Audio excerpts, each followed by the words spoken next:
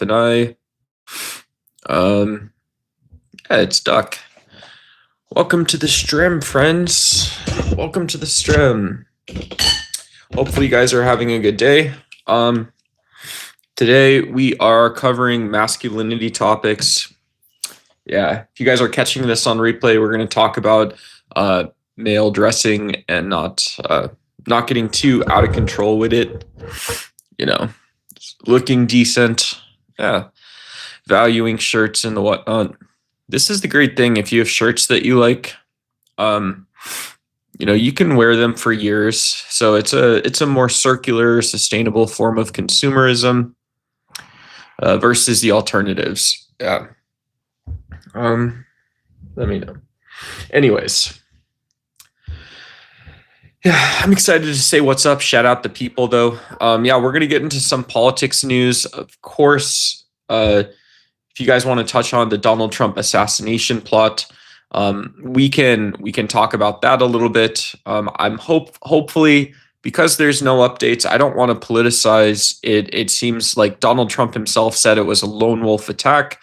Good job, Mr. President, right? That's my president, if that's where we're at in terms of rebuilding trust with the MAGA Republican movement, where, it's awesome. And I voiced yesterday as well that I'm very grateful Donald Trump is alive and the whatnot. Of course, just to reiterate that point, no, we don't tolerate any speech about political violence on the channel.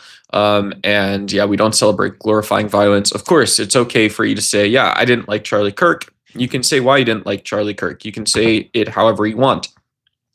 In that case, you obviously wouldn't be on the Ducks Y channel if you're talking about glorifying violence. In the same sense, you wouldn't be on the channel for disliking MAGA Republicanism.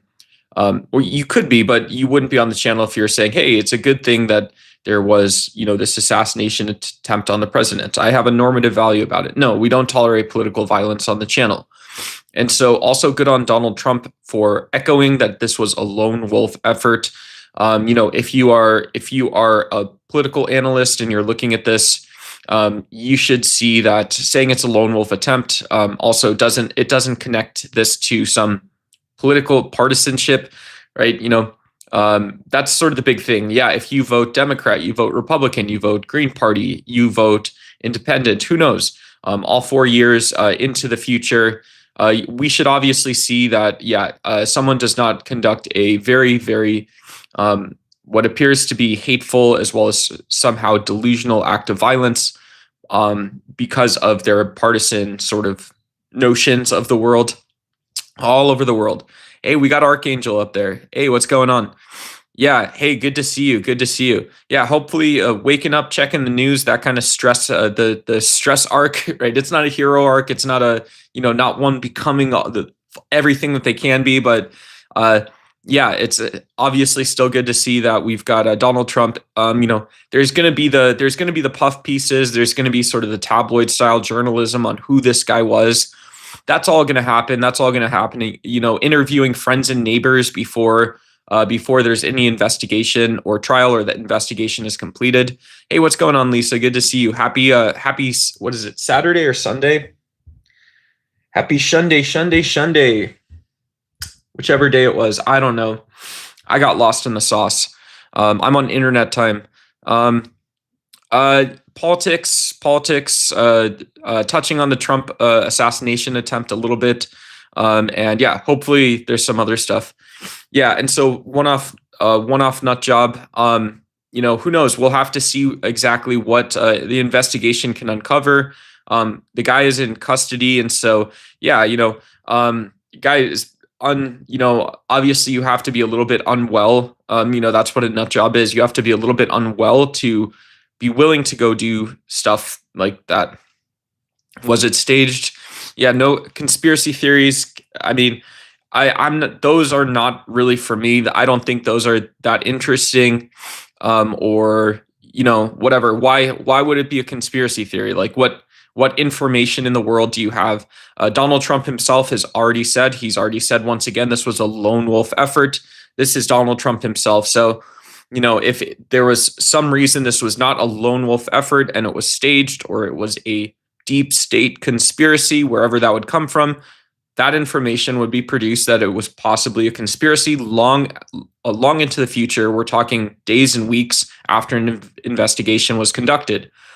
And so I think it's fine in this case. Like I said, that's my president. When you just can come out and say it simply, Donald Trump, very boldly went and did the press conference.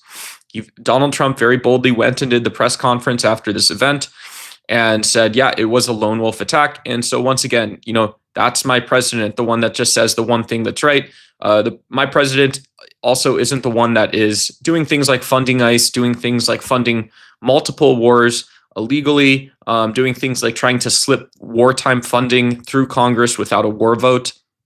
That's not my president. My president is the one who can say what something is and then leave it there, right? Hopefully Donald Trump got some sleep last night. Hopefully he's back in the driver's seat. And like I've said in the past, we got to give Donald Trump credit where credit is due.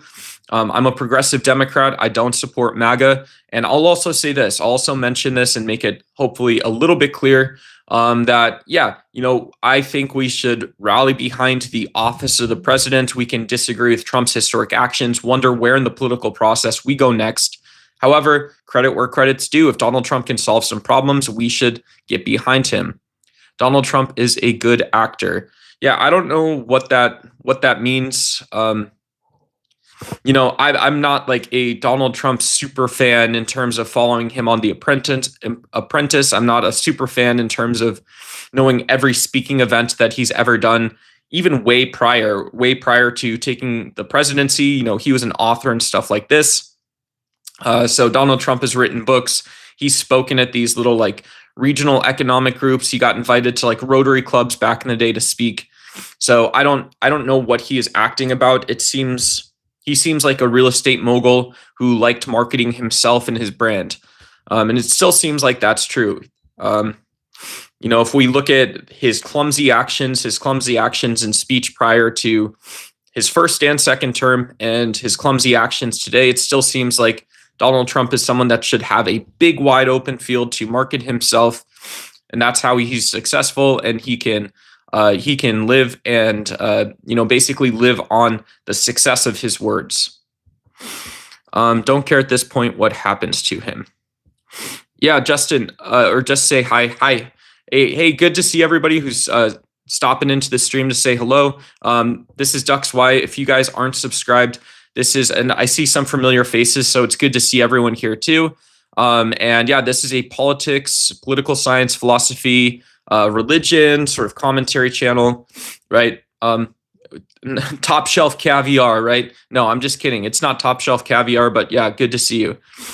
And so, yeah, I don't know that 77% of Americans don't care at this point what happens to him. I don't know that that's an accurate statistic. I don't know where that would have come from. Donald Trump has a very low approval rating right now, but yeah, that doesn't imply political violence in the United States. Rod Blagojevich was an old mayor of Chicago. The guy was a scam artist, right? He took money in a briefcase. That's what came out, is that to grease the wheels of democracy the way he wanted it to work, not the way the process would work, the way he thought it would. Who knows? Maybe given Rob his credit, he thought this is how it should be done. But yeah, he took money in a briefcase, so he was corrupt.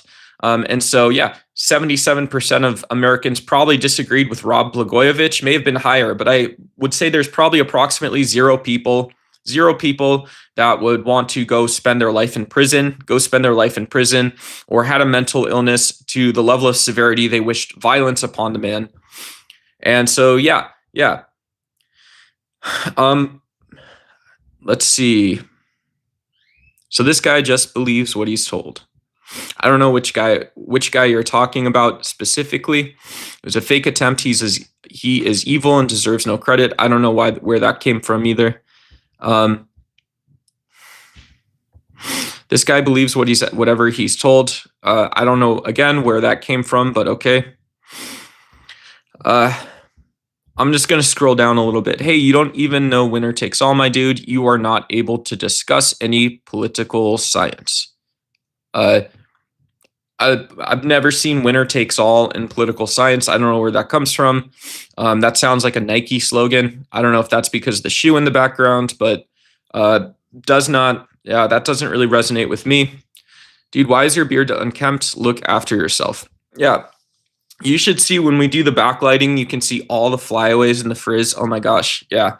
You can see all the flyaways in the frizz. Guys, we're talking about masculinity today. We're talking about how to dress like a reasonable person and not look like a ridiculous person while you're dressing.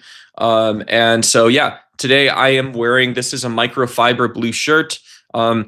The downside, I'll just cover some of the cons, is that if there's any dandruff, any sort of that kind of stuff, you're not going to want to go take the stage. You're not going to want to go attend a town hall.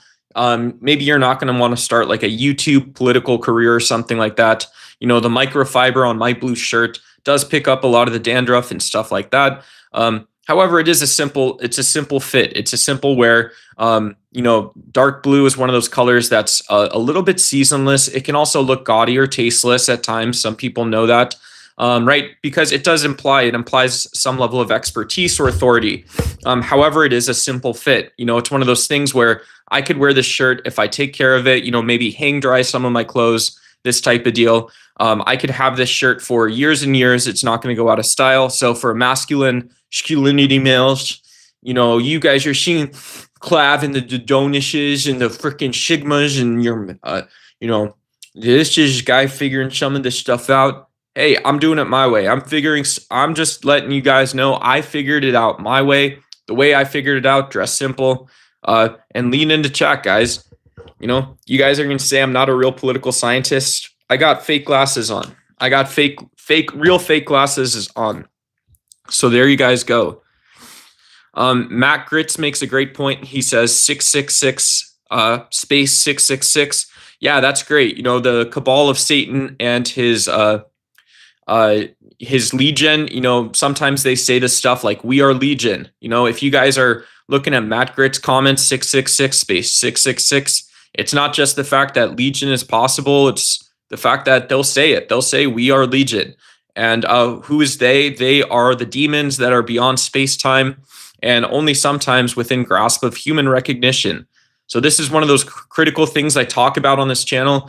If we're not talking politics, we're not really doing theology. Yeah, it's definitely great to be aware of not just cryptids, which are supernatural beasts, but they're very much within and outside of our tree of life. It's also important to be aware of Satan, not just Satan, but also the more cartoonish forms of Satan, which are portrayed, which are not actually what Legion is. Fake news, I don't know where that came from. Do you have a duck? I like ducks the animals. I've seen people that have pet ducks. Ducks are pretty cool creatures, pretty cool, pretty social. If you go to the riparian areas or lakes, you can have a lot of ducks at the lake and it seems pretty peaceful, right? There's not a lot of violence in nature. And so when people say our animal brains are the ways we relate to other people necessarily is violent, our amygdala, our brainstem, these are necessarily violent. That's not true, right? Even nature is peaceful, not Disney princess levels of peace. It's not Disney movie plot levels of peace, I don't think. But I do love ducks. Ducks are an example of a very cool animal, capable of enormous violence, but also ducks just migrate. Ducks just chill. So you're not a political scientist. How do you discuss it when you're simply not qualified? If you guys bring up topics, I told you guys this on the channel, so this is my fault. But yeah, I'd love to pull in political science for some of the big stories. I touched on Iran and how I think political science can inform an opinion about why or why not the war in Iran is justified. I believe there's no actual research that would justify why the war in Iran is required or what it's actually about. I believe that the research in political science shows quite the opposite, that there's simply misunderstanding, intolerance, and that, yeah, the competitive plane, even if it's only 5 or 10% informed by a voter base in a democracy or a republic, it is completely unjustified. And yeah, democracies can do more to oppose violence like the United States is conducting. And again, it's important to emphasize this is violence that Donald Trump himself is endorsing. Donald Trump has stood on this platform of wanting to have body count in Iran for a long time. Donald Trump is very thuggish. He's not just thuggish, he's also not well-spoken, not well-read, and doesn't really have that strong of a competitive opinion. yeah, in a lot of places you would say he's like a child. Donald Trump is like a child in many senses. Um, I don't see a reason or a justification why this isn't true. I don't see a superseding fact of why this isn't true. Welcome to the world. If you guys give me things I need to talk about, maturity and being adult, being grown means that, yeah, you have to be able to take the criticism and still govern, still make the best decisions for a lot of different people. Still have to make the best decisions for different people. It's not the best decisions to misuse military installations in the Middle East to attack a country that's not attacking anyone else. It's not the best use to use those military installations to carry out petty personal forms of violence. It's not a good use of those military installations to try to raise your kids on violence. Now Donald Trump wants a draft. Now he wants $100 billion or $1 trillion. Donald Trump wants to take a significant portion of taxpayer dollars and GDP. He wants to eat stuff up, not use it for sustainability, not use it for cosmopolitan ideals, not use it for ideas related to liberalization and individual freedoms, not related to institutions, not related to supporting peaceful political processes in states that are like and not like our own. Donald Trump doesn't want to pay for other people to not be democracies. That's fine. I get that. But saying that this extends all the way to an Iranian war is not clear. It's vague. It's very vague.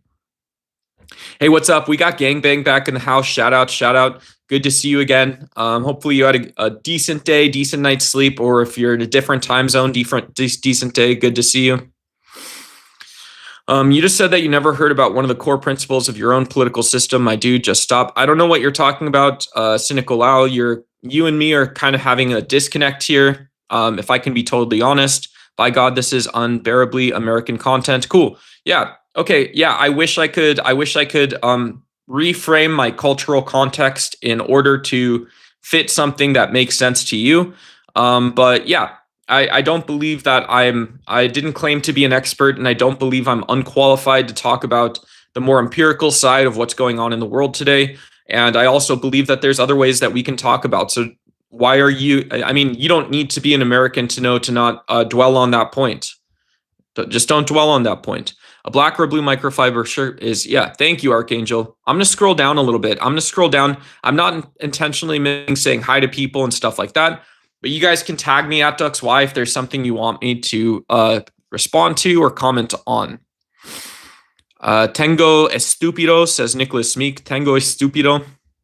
I don't know how you would, but cool. Congratulations. Why do you guys tolerate Donald Trump? That's a good question. So when we think about powerful leaders, when we think about the most powerful leaders that we have in our country, it's not that they're powerful. It's simply that they're elected democratically, right? So you have these two parallel forces. The fact that you do have elections in the United States and the fact that it's just the case the office of the president is or can be said to be powerful. And so, yeah, in times like today, we're seeing unnecessary death. We're seeing the international system be impacted negatively, but we're not seeing a change of American ideals or the voter base. Obviously, this is annoying for some people. But yeah, the annoying answer is like, yeah, in the United States, I wish in the United States, there's a more concerted push for a more ethical world. A lot of people think that, yeah, give animals rights. Let's talk about ecological conservation, conservatism. Let's also talk about universal bills of human rights. And let's talk about creating wealth for other people. Right? Is this an excuse? You can say so, but I think if Americans insist that Donald Trump is going to be judged and measured by his outcomes that he produces, then yeah, we're still the United States and there's no Superman. So internally, why do we tolerate Donald Trump? Well, because who knows? Things got out of pocket quickly. That's maybe a larger conversation that I can't say why people in the United States trust the guy, but apparently we do. So how do you guys have such low IQ? Well, that's just a mean thing to say that we have low IQ.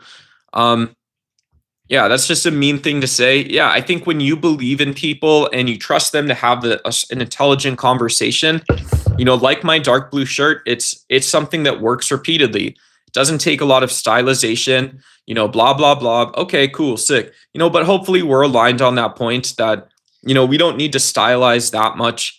Not everything has to be tucked in and perfect. But yeah, if you go into a conversation assuming someone is low IQ, I don't know how that's going to go for you. I don't know how it would go for me. Socialism is crap, says blue chaos. Socialism is crap, says blue chaos. Okay. Yeah, and when we internalize things and make it about the world, sometimes that's us putting our values on other people. Sometimes it's just common sense as well. If I think I'm capable of learning something, I'm capable of learning something, how you know it, I may just go with that. That may be the best thing in my toolbox that day. Let's say you have a long, hard earned, something you learned alongside living the rest of your life.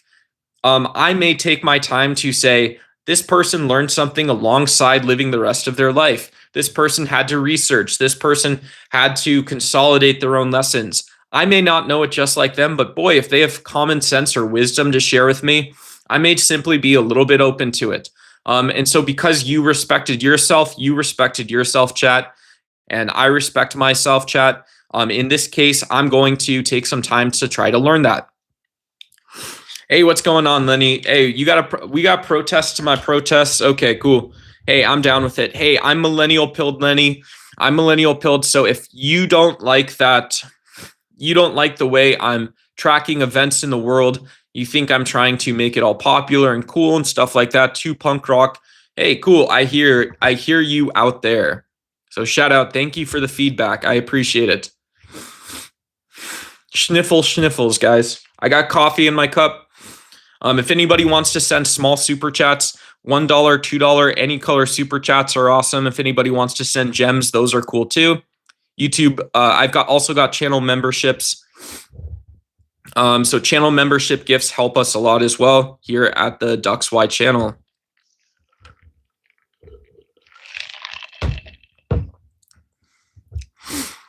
Yeah, I don't believe the United States, to Cynical Owl's comment, and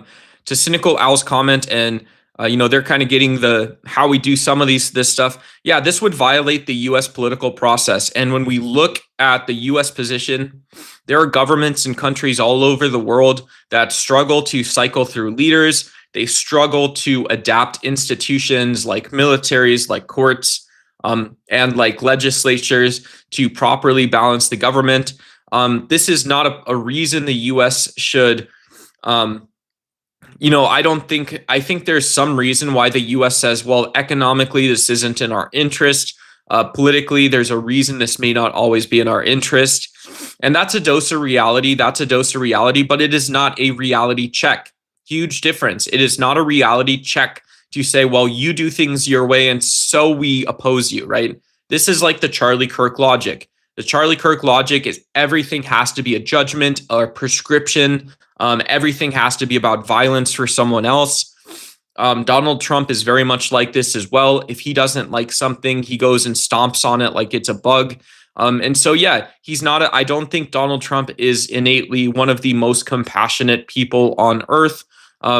Just truly, I don't think he's got the equipment or the hardware to lead the scale of problems he's trying to tackle. So why should Donald Trump not run for the third time? Well, it would be exactly the things the United States rallies against. And most importantly, there's just technical, practical reasons. It would stop progress. So even saying something like Donald Trump should run for president a third time, I think is talking down to people a little bit. Just because you haven't said the words as to why this doesn't make sense, if you sort of know that, who knows, move on to the next conversation. I don't believe that is against the law. But yeah, again, like you say as well, and I appreciate that, is that if a person were to run for president 3 times or try to remain in office in the United States, yeah, it would be akin to perhaps treason or something like this. Who knows? Who knows what that would actually try to mean if you're trying to change the laws or shift the balance of power. Ideally, you have someone that a lot of people, not a someone, you have a lot of people who understand what that is. Donald Trump is not ordained by God. So Combat Kirk, good to see you. Shout out everyone. Happy morning, whatever time, or afternoon, wherever it is where you guys are. And Donald Trump is not a God-sent type president or anything like this either. I'm scrolling down a little bit. Hey, Lenny, thank you for your service. Hope everything's good. You should trim, you should would look sexier and people would listen more. Yeah, I appreciate it. I don't think you're going to fix this, right? This goes all the way into my skin. I don't think you're going to fix the aspects of my hair and my beard that you don't like. I struggle with it enough as it is. So thank you. I appreciate you saying I could look sexier. Sorry, Trump is hurting my vajayjay. Cool. Yeah, I mean, that's very much gendered language. So someone said in a blocked comment, Trump is hurting my vajayjay. And yeah, this is one of the reasons why feminism has a role shaping political conversations. Feminism is not about electoral politics.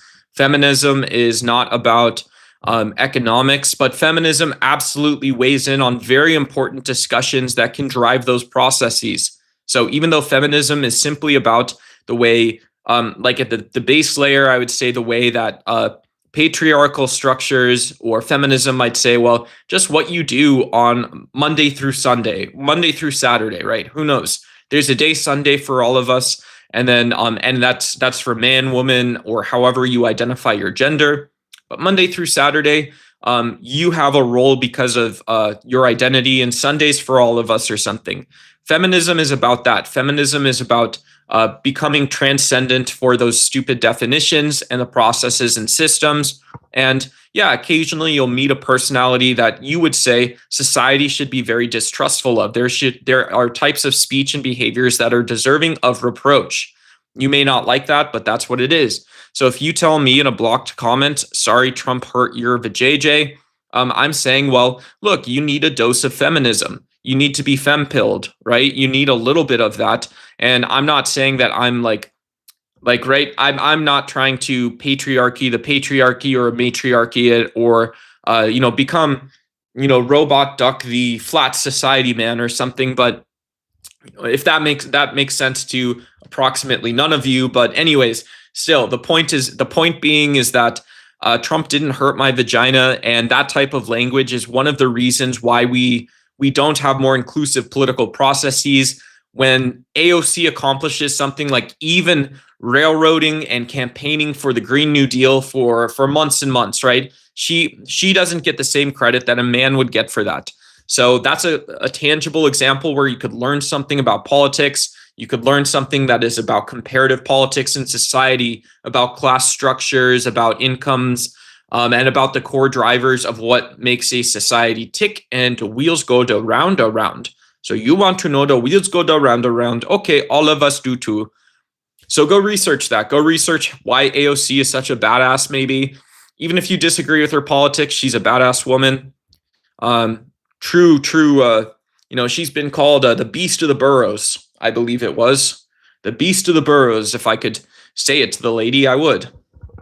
The beast of the boroughs, AOC, comes in, introduces yet another legislation package set to save planet Earth. What can we say for ourselves? The same things that we could say for others. Rah, rah, rah, rah, rah. Rah, rah, rah, rah, rah. The beast of the boroughs. That was the point. Anyways. Capitalism is counterintuitive to human authenticity and to our experience. Would you agree, Dux? Why?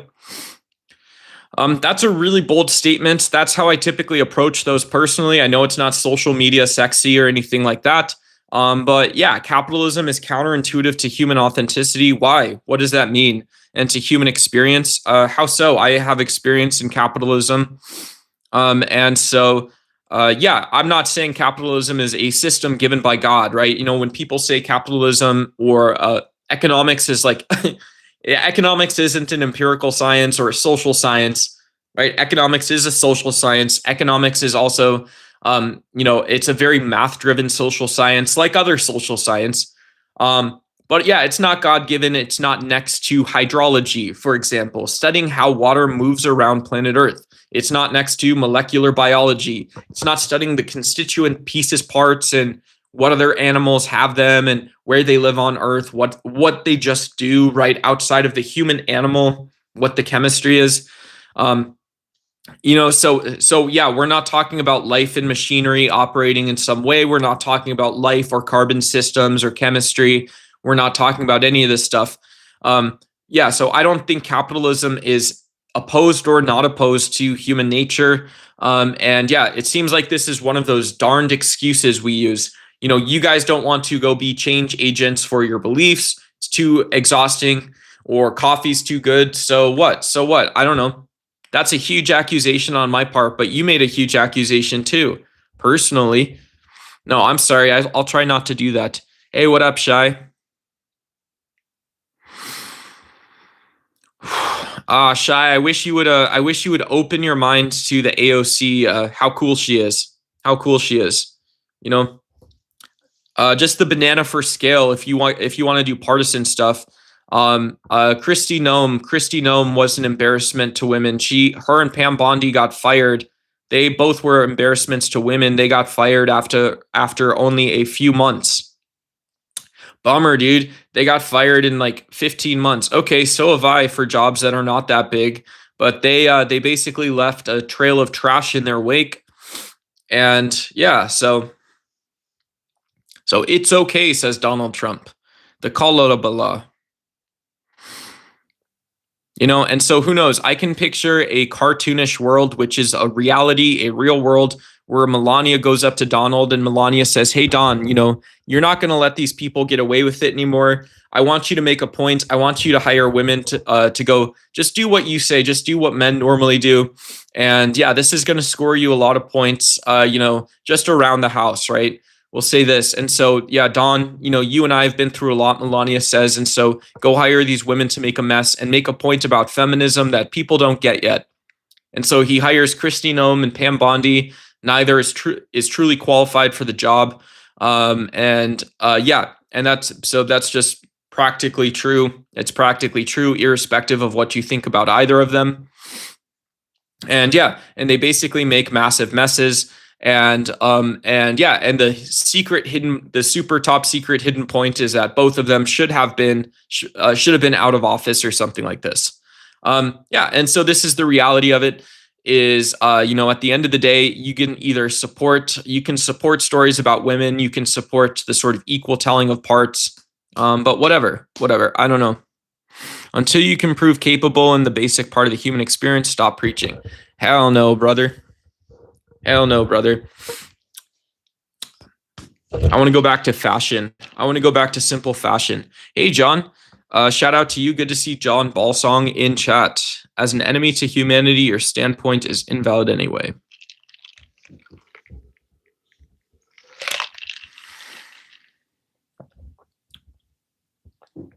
Yes, I was talking about soldiers of fortune the other day.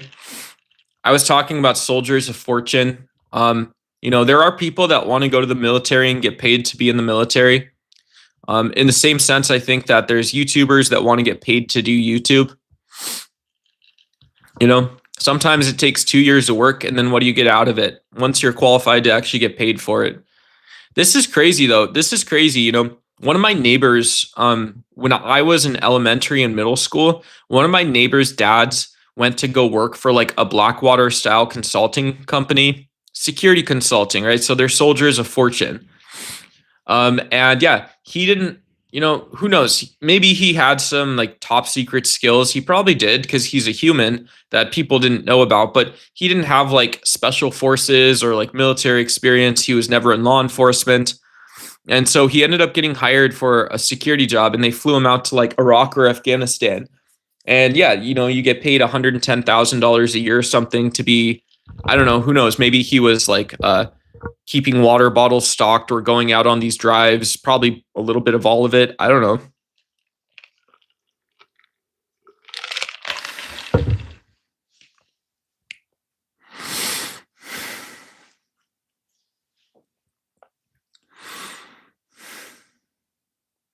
Do do do do do do do do do do do do do do do do.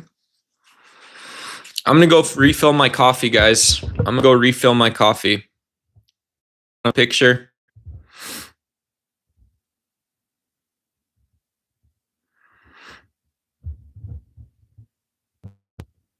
Here. I'm gonna go refill my coffee. You guys need to readjust the expectations of the stream, guys. Readjust the expectation.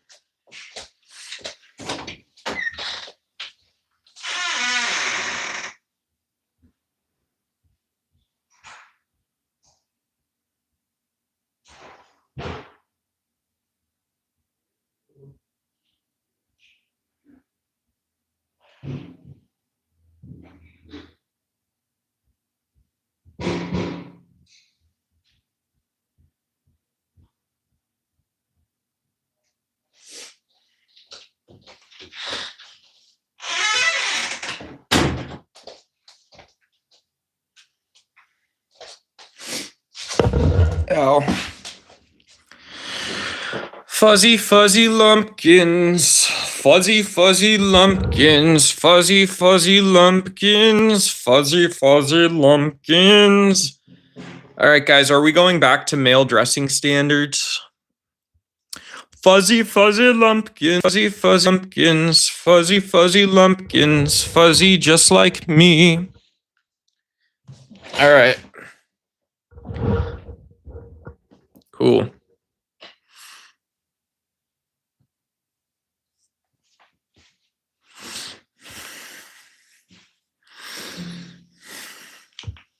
Oh.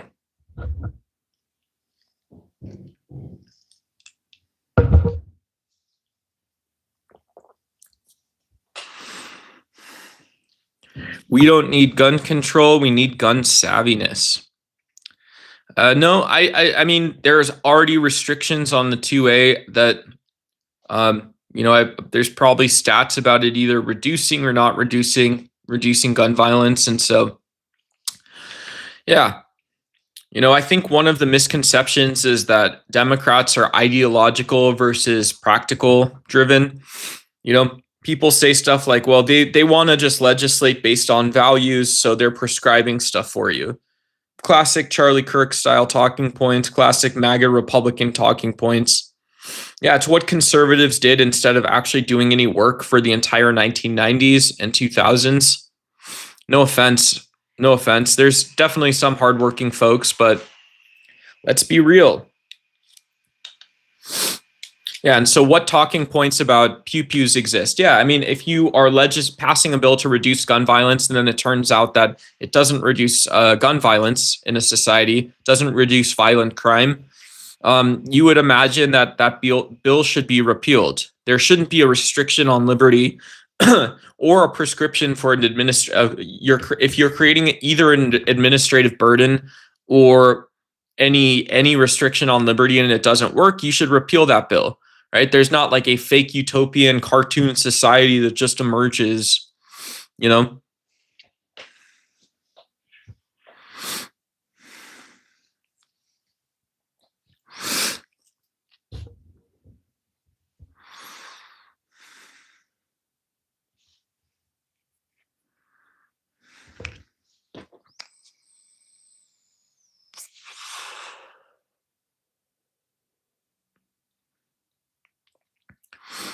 What's up, Illuminator128? Have you ever said anything positive in my chat, dude? I want to buy you something nice, bro. Buy you something nice, bro, lady, man folk, person folk. It's about personhood. Yeah, you have the right to say nice things, not just mean things. All right, what's next? Let's talk about male dressing standards. Other than males yonder, why can't men wear body paint in public that women can, and that women get pissed when people look at them? Yeah, I think it's kind of funny that, we have turned what are aesthetic standards on one side into jokes on the other. That's a great point they're bringing up. Yeah, so I make a funny YouTube video wearing booty shorts and like a plaid sort of crop top. I don't know. What do you guys think? What do you think? What do you guys think? Maybe get some booty shorts and go down to the country wear store. Go to Von Dutch and I'll get a Von Dutch shirt.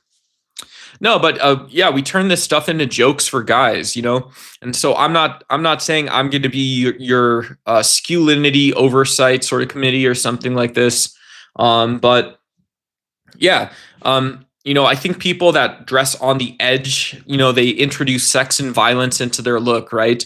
Goth guys are so against the system. Emo and goth guys are so against the system.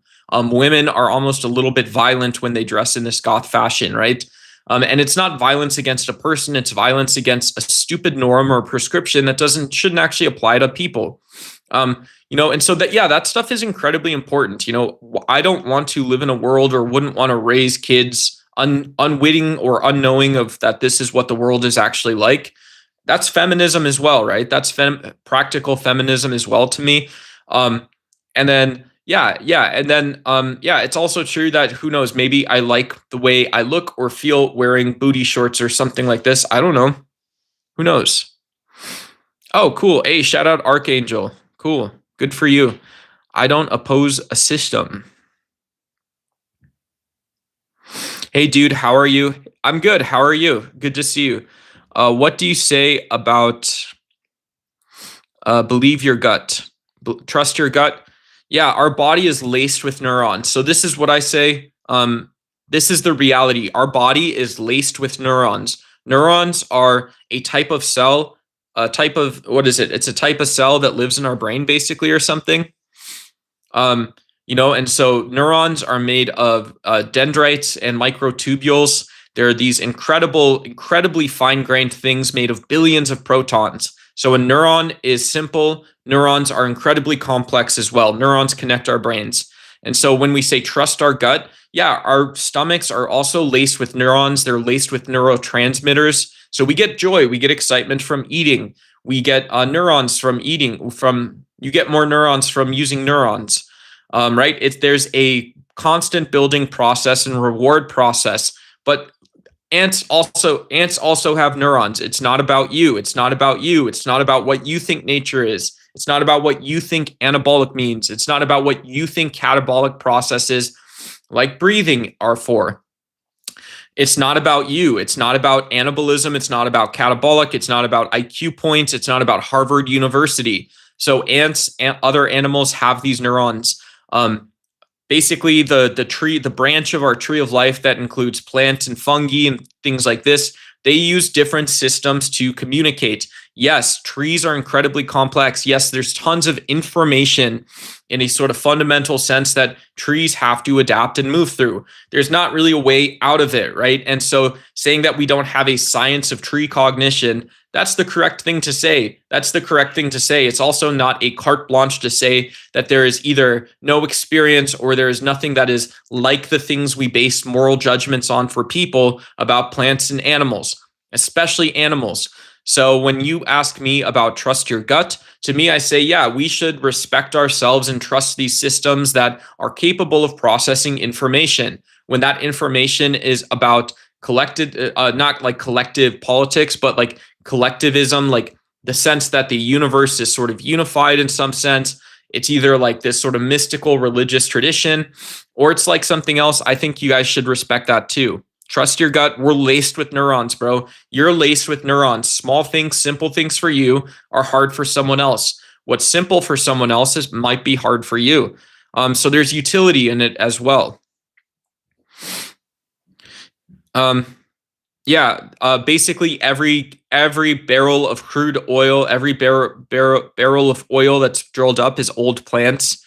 99.9% or some weird number, some very large percentage of what oil actually is made out of plant matter. So our ancestors, that's our ancestors.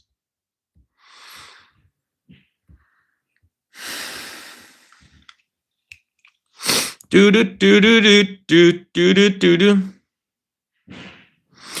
trapeus bulges on your shoulders.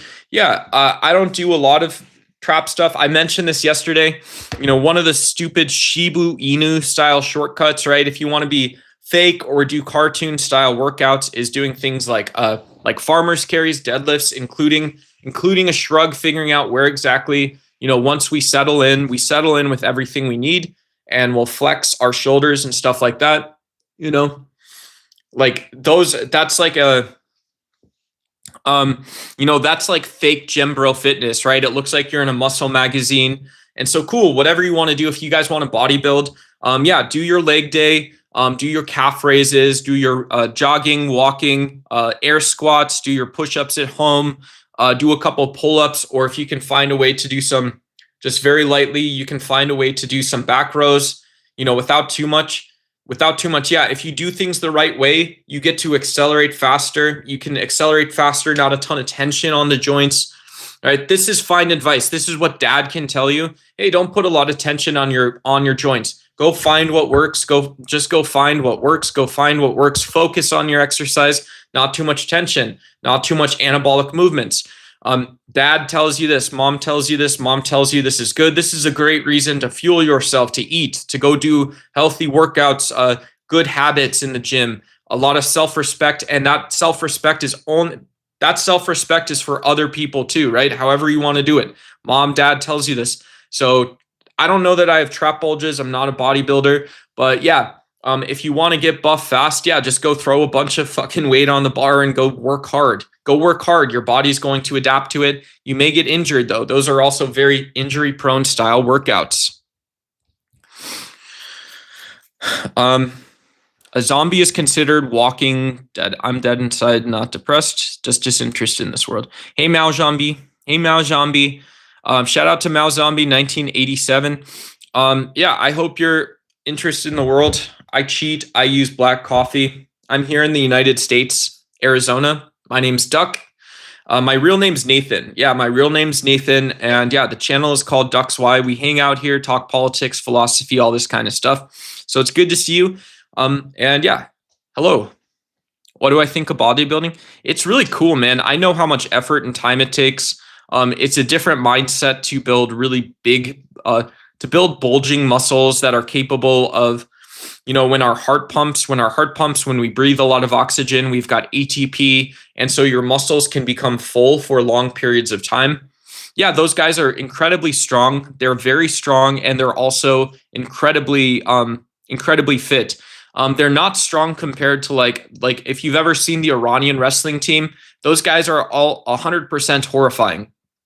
The Iranian wrestling team, Russian wrestling team, US wrestling team, table tennis players' legs, those guys are like insanely, horrifyingly strong.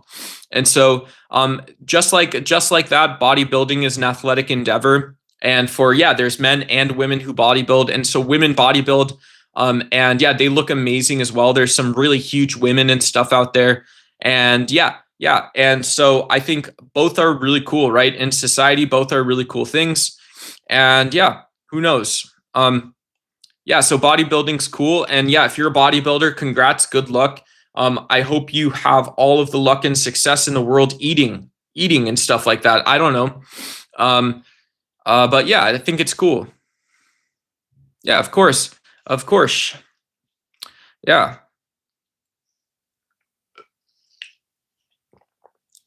Bodybuilding is great as long as you do it naturally. Yeah, natural bodybuilding.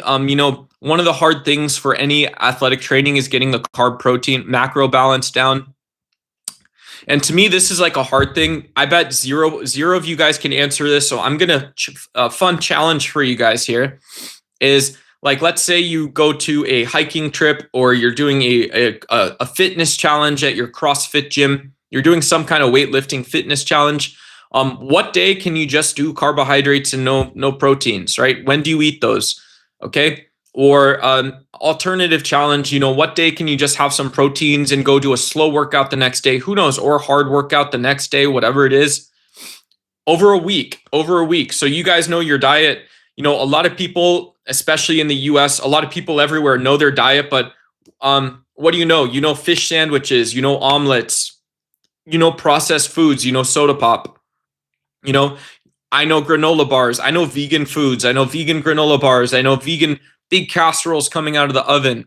I know all of these types of foods, but I don't know just the basics of, what my body needs to wake up and go the next day. And so, yeah, these are ideally fun things that we can explore. Bodybuilding against diabetes, who knows? Go see a doctor, right? Let's leave that to the doctor. Muscles are good for blood sugar management. I don't know. Go see a doctor, right? Go see a doctor. If you commented something, I can look at comment history if you want me to. You're asking me to respond to something, bro? Hell yeah, brother. Go see what I'm supposed to say. According to a doc recently, I listened on all carbohydrates are bad. I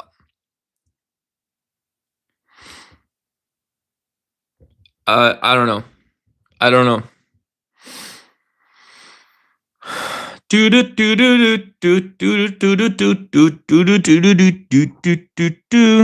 Hey, what's up, Andy? Andy, are you the Andy that was on Raging Tomato yesterday? That was fun watching you up there. If that was you, or it's a different Andy, I don't know. Whatever. Yeah. Anyways, I'm an Andy fan. Andy's a member of the Ducks Y community. If you guys want, we do have memberships for sale. You guys can check the $sign. And yeah, and that's it. Different Andy. Cool. Well, good to see you. Hopefully you're having a good day and stuff like that too. Meat is expensive.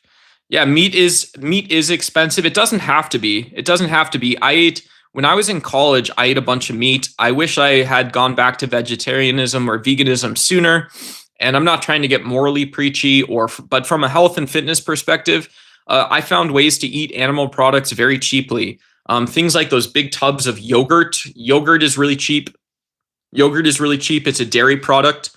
And so, yeah, I personally don't want to support dairy cows, but, I'd like them to have happy homes.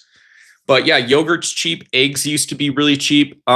Things like cheap mince. You can have mince or grounds, which is really cheap.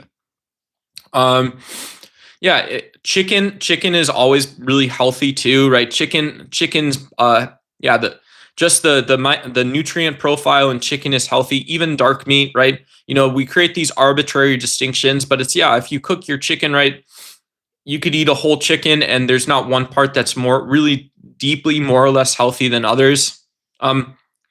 So meat can be really expensive. It's very expensive politically. It takes a lot of land. It requires a lot of resources. You have to feed all the animals, and then you become so detached. It's okay to treat those animals cruelly as well. So in a politics sense, I'm not an ethical vegan for political reasons, but a little bit that stuff comes into it. And it's interesting. It's hard to, it's a fun topic to think about how any values enter a political conversation, how I can represent my own values, maybe not about veganism or whatever in a political process, maybe, but to say that, there's a huge social cost to animal products and to being further from animal causes and stuff like that is hard. Meat would be unobtainable in a communist society. Yeah, I don't know why that would be the case, but maybe.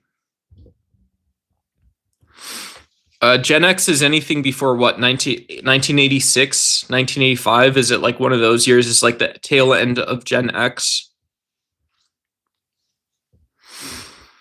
Oh. Oh, word. Oh, I'm way off, guys.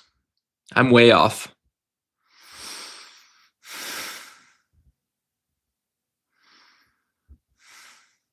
Hey, PS Live, good to see you. Shout out to you. I was 220. Hey, John. I was 229 pounds in bodybuilder athletic shape and lost 70 pounds in less than 10 months after a second bout of COVID. Wow. Yeah, that's a lot of muscle gone. 70 pounds in a year. Yeah. So that's wild. So hopefully your lungs are good and stuff like that now. Hopefully you have health qualities and things, John. I went from I'll tell you my own story. I went from 235 pounds obese just for after I went plant-based. And I started working out, right? There was a lot that was behind it, but plant-based was a big part of it to me. But yeah, I went from 235 pounds down to at my lowest about 151, 152.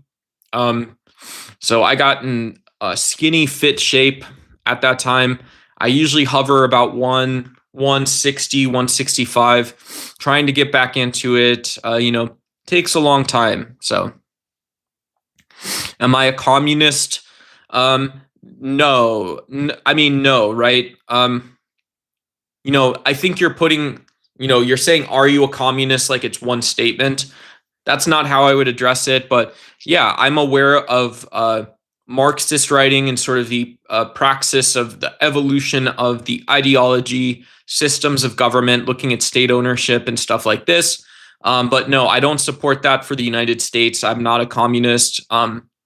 Barely and very smallly democratic socialist, but I would say more conservative and progressive. I support welfare states. I support social safety nets, no nanny states, individual freedom, no nanny states. No moral cheerleaders, this kind of thing. A little bit. Do you like Goju? I don't know what Goju is. We call ourselves our holes.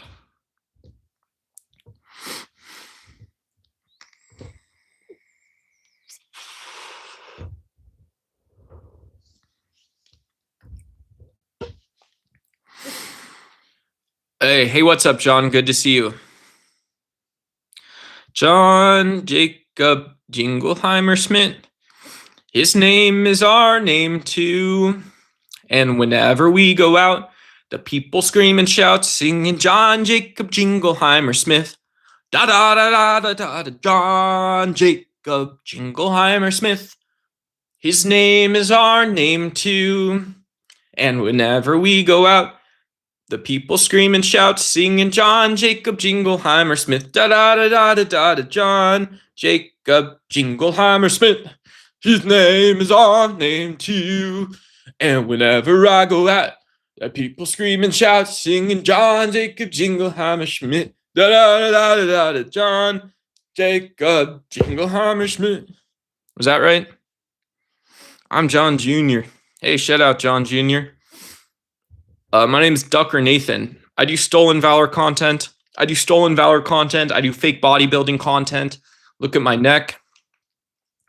I drink coffee. I vape. I get less healthy on stream for you guys. You guys drive my success. So I appreciate all of you. That's my gratitude coming through my microphone to you. When I'm here, I am fully present here. When I am talking about the things I care about and my values in the world, I'm fully talking to all of you guys. So shout out to you guys. One of the big things about me is I want to help manage your load. I want to help share the load. So if you guys have a load regarding, your values, belief systems, help me help you manage that load. You guys can always send super chats for me to manage those loads. You guys can just chat for me to manage those loads, to handle the load, to really take an ownership mentality regarding your guys' load. Super chat, jewel gifts, and also just, the like button's free, subscriptions are free. Here in the US, all our prices are in USD. I appreciate any support, big or small, that helps me manage and manage more loads as well. Yeah, but it is a political science, sort of a scholastic, culture-driven, masculinity, philosophy style channel, that type of deal. I'm trying to get it to the point, guys. I'm trying to get it to the point where these mobile live streams, even awesome rooms like this, where we got 10 of us here, 5 to 10 of us here talking, can be a little bit more long form. If you guys have an hour to burn on YouTube or something, I'd love for you guys to be here. You guys have a couple minutes, you want to have a short conversation, just tag me at DucksY, at capital D, Ducks, at Y, WHY, at DucksY. Yeah, and so again, Arcade Pilot, he sees me managing people's loads on other channels. This isn't an act. This is just who I am. So if you guys have a load to share, you guys have a load to be managed, give that to me, right? I have a mindset for civic leadership. I'm civic minded. So when I'm managing loads, I'm truly thinking about what's in the public's interest. I try to do that. I try to do that here on YouTube.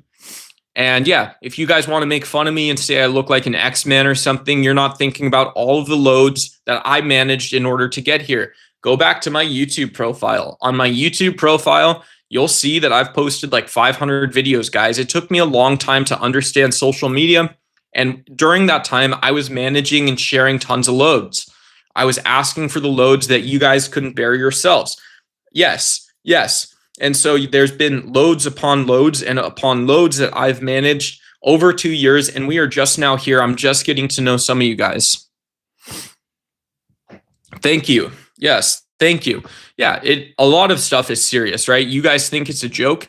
You guys think I wake up in the morning, I have coffee, and I just go onto my phone. No, this isn't Reddit. This isn't Quora anymore. John Stevenson, the strong man. He was benching 250, no problem. Heck yeah, brother. Heck yeah, dude. Heck yeah.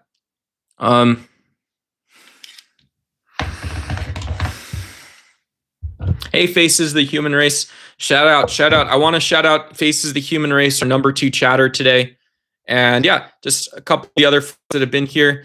Just saying hi is number one on the leaderboard. And then we've got Jeremy DeLorean as well. Archangel's been chilling in chat for a while. So yeah, special shout out for subscribers, stuff like that. If I see you guys out there, I see you guys out there, even though we make fun of each other from time to time. Benching breakfast. Oh man. Yeah, I remember in the least healthy way I've ever lived was coffee and cigarettes for breakfast, and then I would eat one meal. So it was like fake intermittent fasting was just the fact that I was like stressed. I was stressed. I had work to do, and so yeah, when people are doing coffee and cigarettes or something like that in order to get through a day, produces a lot of stress in our body.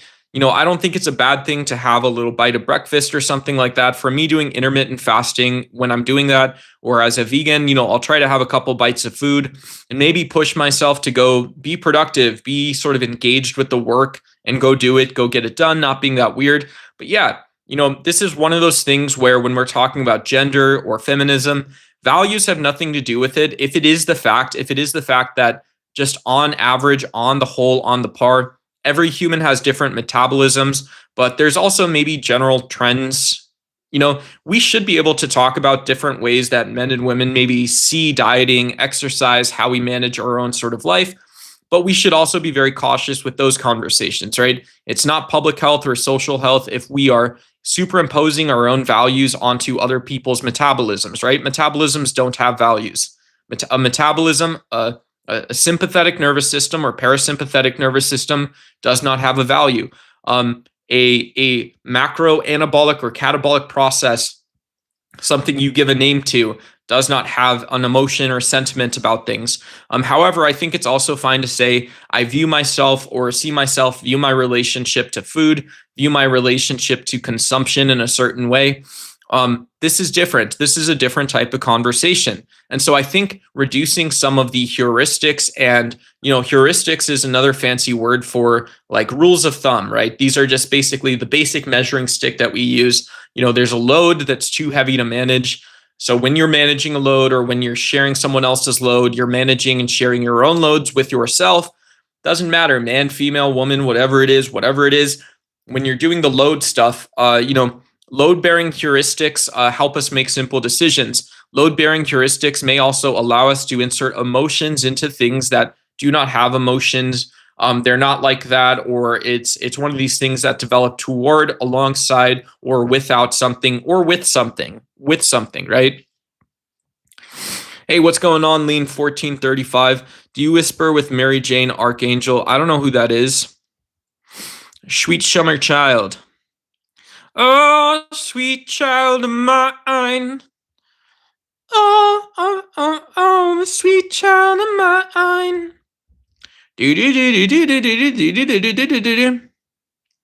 That's the diet of an average 30-something. Yeah, I think by the time we're 30, we should stop just packing neurons in our brain. This is my own opinion. I don't think a 30-year-old has a reason to be eating 5 ribeye steaks a week. I don't think a 30-year-old has a reason to be guzzling a gallon of Gatorade every week. I don't care how hard you work out at the gym. At a certain point, a lot of it is about being a little more precise or specific. It's about being able to have self-management skills, and diet is a big part of that. Self-management both produces diet and takes a diet.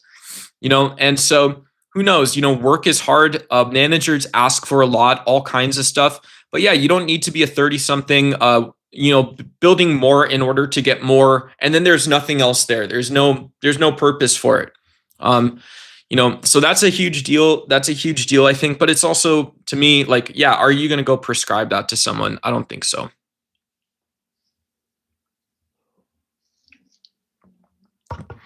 Yeah, fruitarian diets are very adjacent to veganism in modern society. And yeah, who knows? It's weird. This is an interesting statistic. So if you go back to ancient Alexandria, people in ancient Alexandria, historians have identified that many people on average would eat between 500 and 1,000 calories a day. These were people working full days, right? So there were probably skinny, short, whatever. There were people that were probably not super energetic around the year that were eating 500 to 1,000 calories a day. By the time you get to like the time of Jesus, and so there is no time of Jesus, but the time of Jesus, which is Roman history and stuff like this, even people outside of Rome would be eating 2,000 to 2,200 calories a day, sometimes including meat or animal products and stuff like this. So we're talking macronutrient dense foods. So this is a product of a society, macronutrient dense foods that were just a product of what arable land and what agriculture and food production was capable of. And so when we say that this is also an extending towards General Mills, it's extending to your favorite and least favorite food brands, and it extends also still to the whole foods that we eat in the West and we glorify as dietary tricks. Hey, what's up, Darth Clorox? Good to see you. Shout out to you. Yeah, this is, I mean, it bears consideration. It bears consideration as from my nerd perspective. It's like, yeah, what does it say that people could assemble the pyramids, but they may have just been leaning forward and pushing the block up the hill? What does that actually mean? Do we prioritize and value stuff like this? If you're a human, you're an animal, you're living in a society, you don't have to defend yourself. There's no ability to defend yourself. The Imperial Guard doesn't let you defend yourself. You're not allowed to have weapons. You're considered a traitor and you're hung. You're hung by ancient law if you have weapons, right? A scythe is a farm tool. If you reference a scythe in some other way or something like this, you're not a farmer, right? You're a revolutionary. You're also a threat, right? And so the ancient Egyptians who built the pyramids maybe build these simple levers. From 9 to 5, what you actually do is you lean and you push. You work the lever. You work the lever to get the block up the mountain. And to do that, you lean and you pull. You lean and you push. These simple things. And so these are about diets in historical sense a little bit, but whatever. Hey, cool. Congratulations. Yeah. If you have an accountability buddy on the live streams, good luck to you. If you got a channel you want me to check out, or that would be cool to kind of see what, also just friendly hellos and stuff too. But yeah, good luck to you on streams, and especially the clean sobriety, that kind of stuff. Good for you. Congratulations. Yeah, congrats. Oh, could be child of mine. Yeah, and just to emphasize, somebody was talking just a few minutes ago that I love loads. And yeah, so I would mention that I do love managing your load politically, morally, philosophically. If you guys have a load that you consider I would consider it a topic. I don't even think it's a burden for you. So don't think in terms of my burden when you guys are sharing your load or giving me a load to manage. Think of it as a topic that we are discussing. Yeah.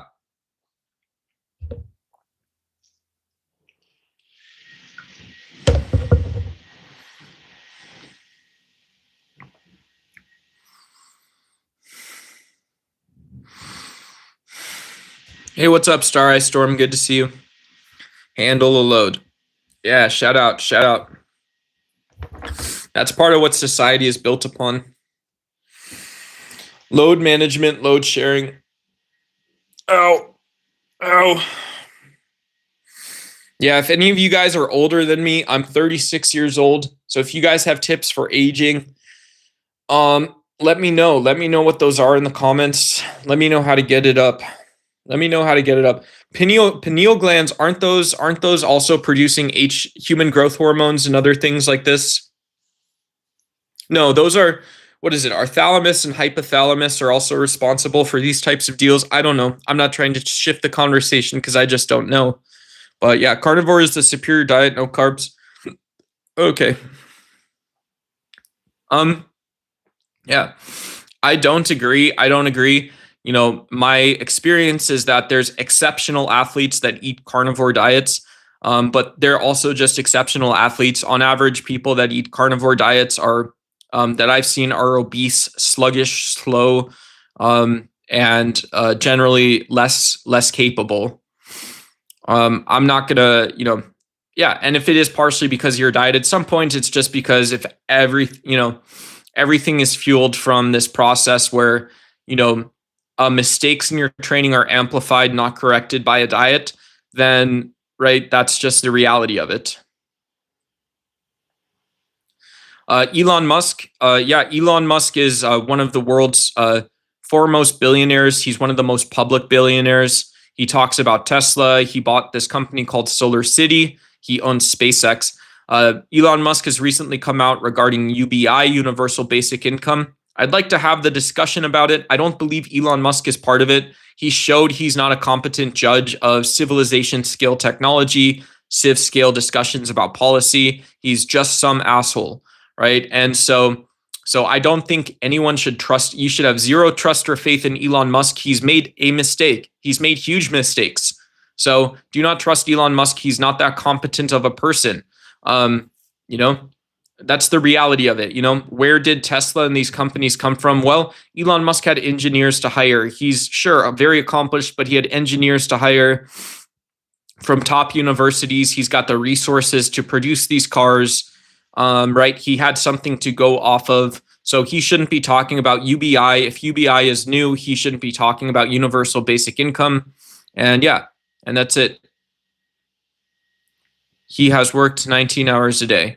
Cool. Yeah, good for him. Good for Elon Musk. A lot of assholes work 19 hours a day and don't get recognized for it. So good for him. If you have something that needs to get done or can get worked on, yeah, I don't blame him. Elon Musk is probably a cool person. Yeah, like unvax. Like Chad is saying in chat, Elon maybe is cool, but yeah, we see Elon has for some reason attracted people that are anti-vax. He's attracted pseudoscientists.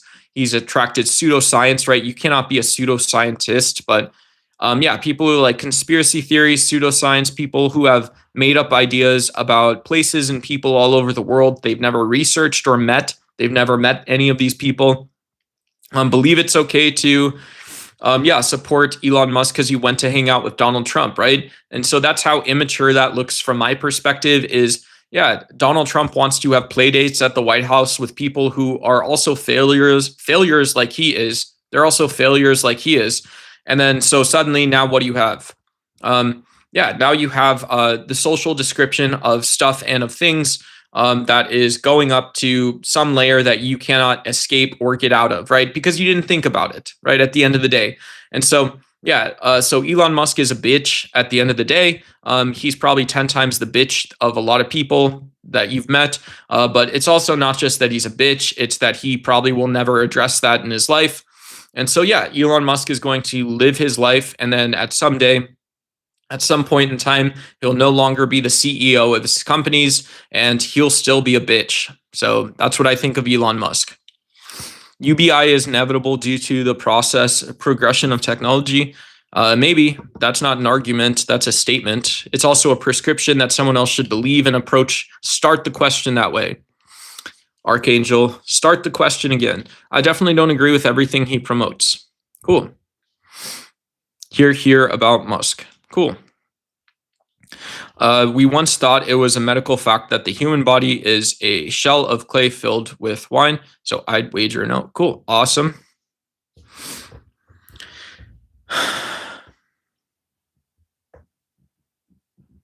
Cool. All right. See you, Chad. I never drank wine or any alcohol. Because we find ourselves in the same old mess, singing drunken lullabies. Yeah. Because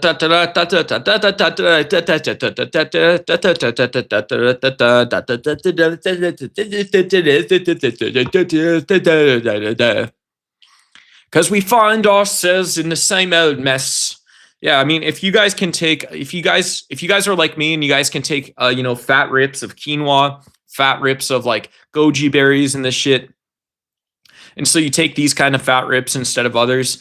I think that, you can take a fat rip off science. You can take a fat rip off being a compassionate, nice person. And so that's far better than screaming about the immigrants, Charlie Kirk told people you should take fat rips and be hateful, right? Charlie Kirk's philosophy was based on hating other people. Donald Trump's philosophy is based on hatred. Donald Trump's philosophy is based on hating other people. And so, you can say, well, my small subset of things that I have are based on me, but they're actually based on hatred, right? They're based on your laziness, your inability to not take goji berry fat rips. Streamer went up 10 points of respect in my respect meter for knowing the song. Hell yeah, brother. What does Trump hate? Trump hates a lot of things. Didn't Trump call countries that have basically anything that requires thought processes, he called them shithole countries? So what does Trump hate? Trump hates the things that a president actually does. First and foremost, Trump hates his job. Who does Trump hate? Who does Trump hate? Donald Trump assassinated a head of state. In his second or third day of office, Donald Trump sent a drone to go kill people in Yemen. People hiding under a rock in Yemen, he went and killed them. So, but they're terrorists, right? Yeah, of course, dude. Of course, bro. Yeah, because CNN said because Fox News, because mostly Fox News said Donald Trump, right? Fox News says Donald Trump kills terrorists. CNN says drone strike on terrorism ordered by Donald Trump. Fox News says Donald Trump killed terrorists. Donald Trump killed terrorists. Stretch it out. Make sure you get all of it in there. Donald Trump kills terrorists, says Fox News. CNN says terrorists killed by Donald Trump. Make sure you get them in the right place, however you do it. Donald Trump kills terrorists. Yeah. So which is better? Which is better? Well, taking a position of peace and nonviolence is better. So who does Trump hate? Lots of people. And I don't know, maybe I'm being sensitive, but it seems like you asked that as a gotcha question. There's no way to answer that question. It's a very easy question to answer. Trump hates people that he killed, that he murdered. Trump hates the places and the things that fall into his purview that he's incapable or unwilling to manage. Yeah, stop the war. Give people in Israel and Palestine a chance at a good, peaceful existence.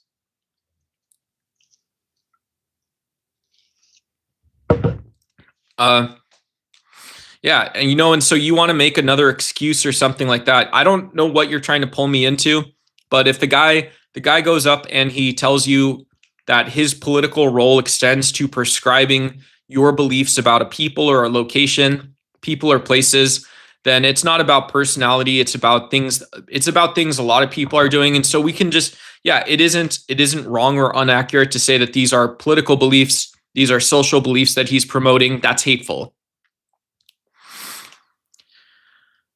He stopped the bombing of, how so? Donald Trump also signed the Abraham Accords. So yeah, time out because you're not even thinking, you're pulling people into a conversation that you don't want to have. So I'm going to give you a 5-minute timeout. You didn't want to be here in the first place, and you're showing why. So if you want to subscribe and try again later, but that's 5 minutes. Yeah, I don't enjoy doing that. Everyone. Why do we even bring ego into it? Yeah, people that feel like they can be anywhere in the world and defend violent presidents. Okay, cool, but you're not having a political discussion. You're not talking about a political belief. You're talking about your own subjective praxis, your own subjective way it gets done for you. I've heard it before. You can go look it up in the tabloid section. You can ask ChatGPT to generate it. You're not placing anything. You're not keeping anything where it should be. SPLC is playing the KKK to push hate. Hey Nate. You're telling us, you're prescribing a belief to us about the SPLC. And so I don't know what you mean by the SPLC. Again, the Nate Park, the indictment is about a financial crime, right? So it's about a wire fraud. And so you're misrepresenting things enormously. If you want to correct the statement or not prescribe things, feel free to do that. I'm not trying to build an echo chamber. So you're actually really fucking me, by the way. You're really fucking me when you set a bad example for people that have conservative values or people that want to reform MAGA Republicanism. You're really fucking me over personally. In a very small sense, Nate.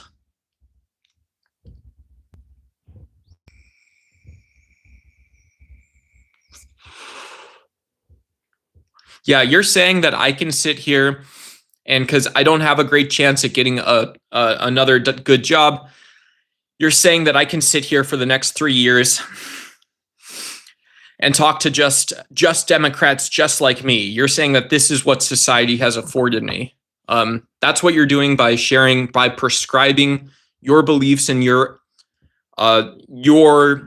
information set, whatever it entails, to other people. And he left and he leaves. So cool. So guy comes in, says one thing and leaves. Cool.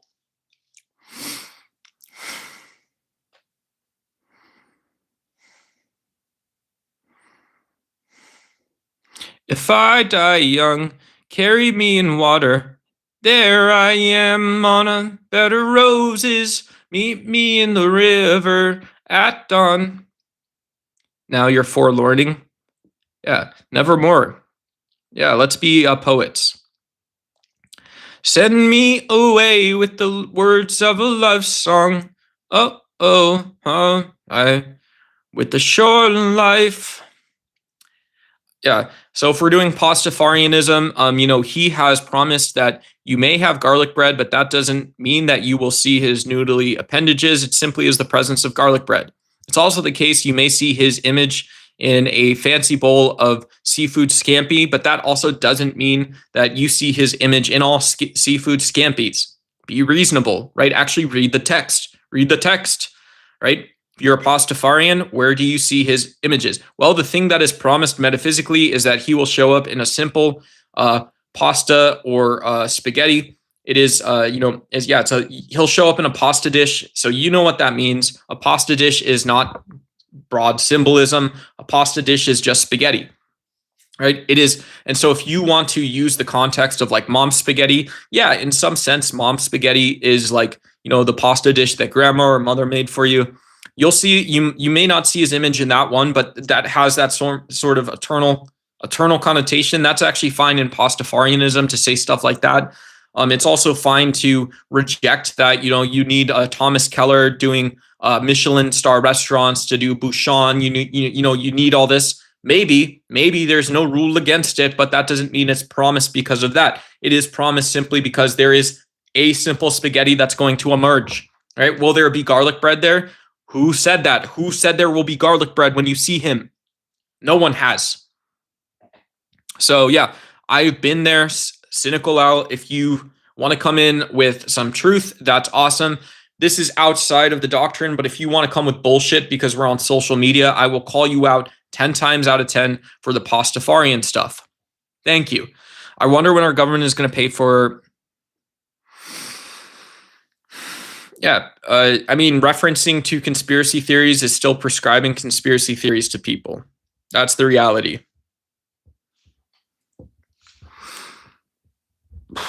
That's the reality of it.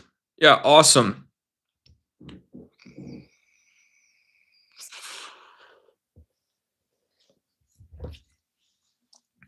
Yeah, the SPLC has a lot of different functions. 501c3s and 501c4s have legal protections that protect their ability to operate as an extension of civil society. So they have rights. And so anytime you have laws that work against you, you have regulations because you have tax advantage status.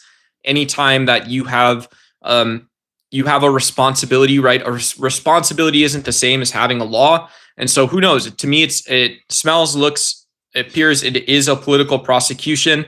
And yeah, this is why they made it a financial crime. There's not a crime to pay some guy that the government doesn't like, right? This is the dual logic. You're paying some guy the government doesn't like or something like this. But yeah, the reason this comes up is because, again, you have laws that protect you as an individual.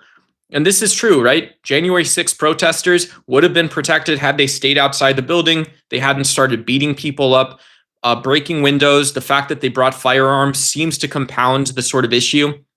It should a little bit, right? You not only came armed, you have a text message history after an investigation of conspiracy and seemingly a need or a willingness to use violence, right? So it looks in all ways like it's an insurrection and treasonous.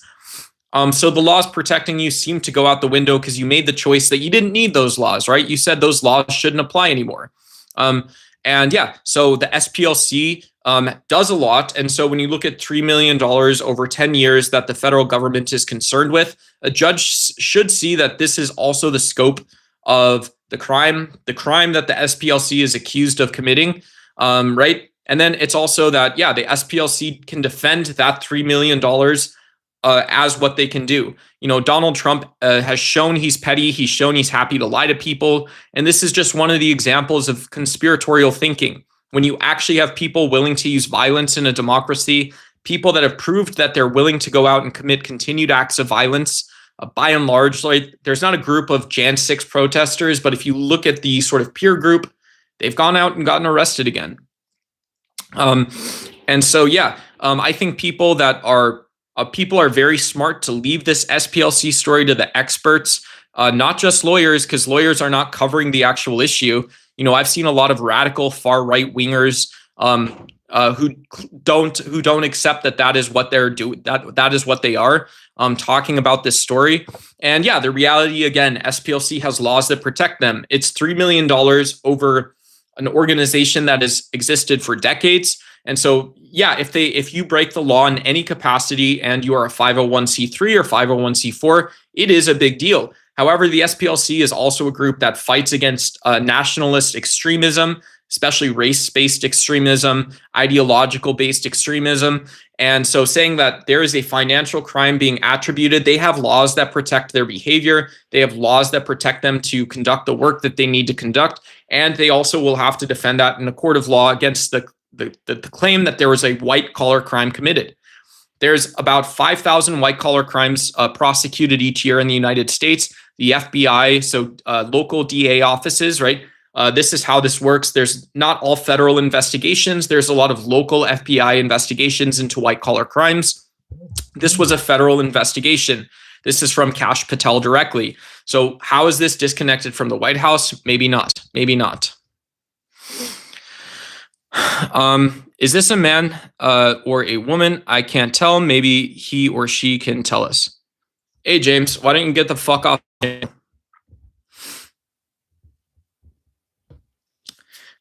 Cool. Sorry about that, everyone. Yeah, so you guys can read the channel rules when you guys come in.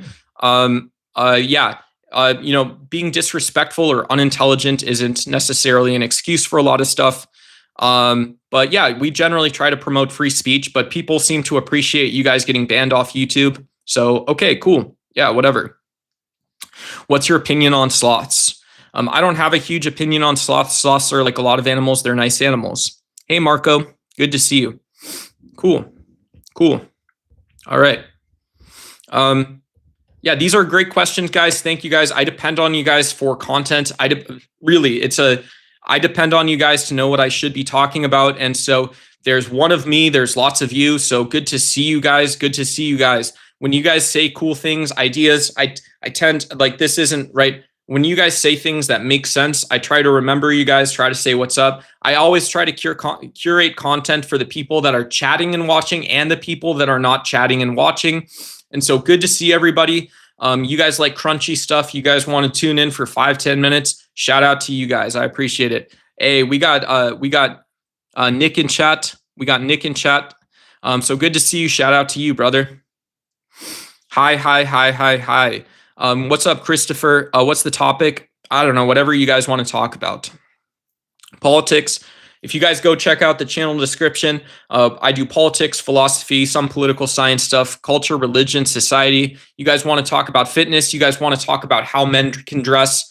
Masculinity topics. Yeah, I'm all about masculinity topics. You know, I'm no pill. I've got fake glasses. I got this nice navy blue Eternal shirt on right now. So shout out to you guys. Shout out to you guys.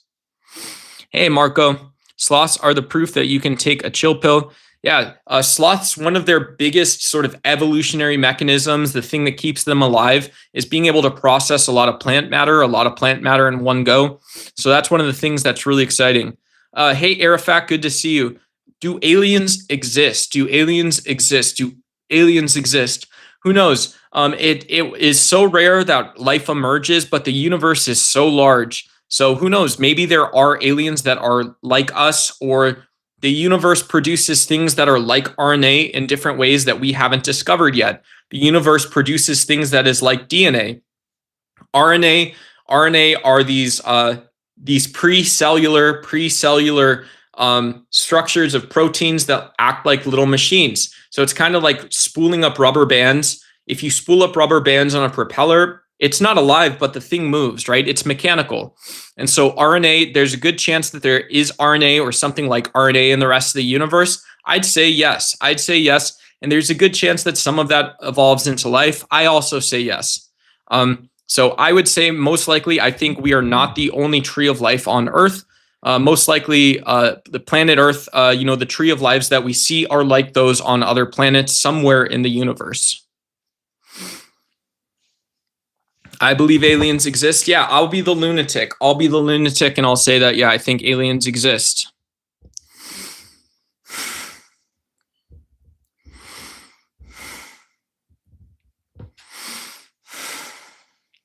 Not believing in aliens is near to narcissism. The universe could as well be unlimited to our minds. It is extremely unlikely that we're the only intelligent beings around. Politics is an endless thing because people will always look for something to complain about the opposition because their idealistic values are not synchronized with their values. Yeah, when you take opposition to stuff, I believe that you're automatically choosing to compete. That's a great point, Christopher. Yeah, and saying something that is an endless thing, we're talking about a process. So in some sense, we're already talking about this subjective thing that people created for us. I think that's a very rational way to approach it. It's a very well thought out statement from Christopher Leva. And yeah, so it's like, cool, thank you. You wanted me to go participate in this endless fight, this endless struggle. Maybe that is ideology. Maybe there's philosophy in there. Maybe it is also just that we failed to find a way to navigate some of these discussions between rational people. I think it's common consensus amongst scientists as well. We talk in scalians.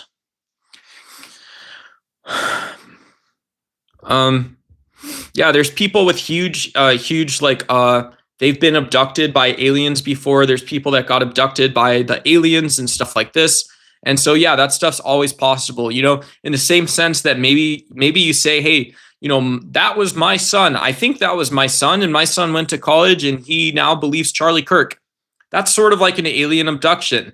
That someone can just lie to you about things that are blatantly not true, not how the world is. There's lots of evidence for it, right? You don't live in a digital space. There's no such thing as a digital ecosystem or digital ecology. These are made up terms, right? We live in a globe. We live in a interconnected planet.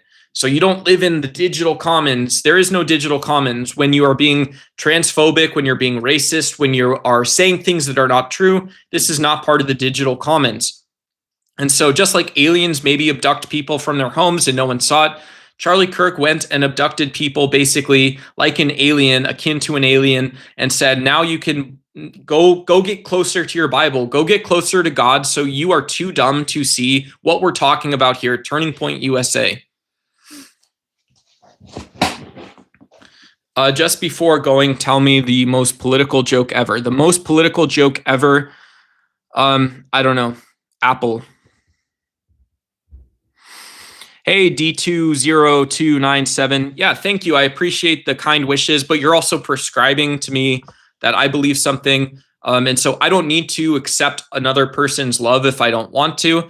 Especially because I don't know what you mean by that. I don't know if that developed toward, alongside, underneath, or above something, right? So if I told you to me, I think love is also detached. Love is something that can persist even without being attached at the hip. I would say that, yeah, to me, this seems like maybe I'm misreading it. I want to give you your credit, but I think to me, it looks like a creepy form of love about something that I don't believe in, that I have to believe in to get it, to understand what you mean by it. And so thank you. I appreciate the sentiment, maybe if you actually mean it. But if it's creepy and prescriptive, then not thank you, right? Of course, please never tell anyone that. Please never say that again. And it's troubling. It's troubling when people say creepy shit. To me, it's troubling when you say, I have a plan for you or something like that. That's creepy as hell. And it's creepy that it's not more noteworthy to you from your perspective that this is how you talk to other people. My favorite oxymoron is honest politician. Ha ha ha. Oh ho ho. Ho ho ho. Larson Christopher gets the funniest person on YouTube award, dude.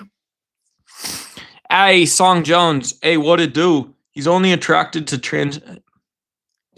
Hey, good to see you. Thanks for stopping by.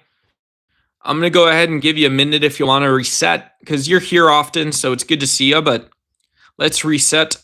Donald, let's take a walk in Iran. They will love to see guys like you. Stop baiting, bro. Yeah, that seems like it's baiting both political violence as well as other things. And so again, I'm not for that on this channel. Yeah, I hate Donald Trump's policies. I think Donald Trump's policies are based in hatred. And so cool, welcome. Come meet some non-physical form of hatred, a spiritual form of hatred about your ideas and beliefs that you are prescribing for other people. That's cool with me, right? I'm pretty down with that. And then the productive conversation is, obviously Donald Trump should embody the consequences of his actions, not just for Iran, but for people around the world who want to believe that peace is possible and that we don't have to abolish governments.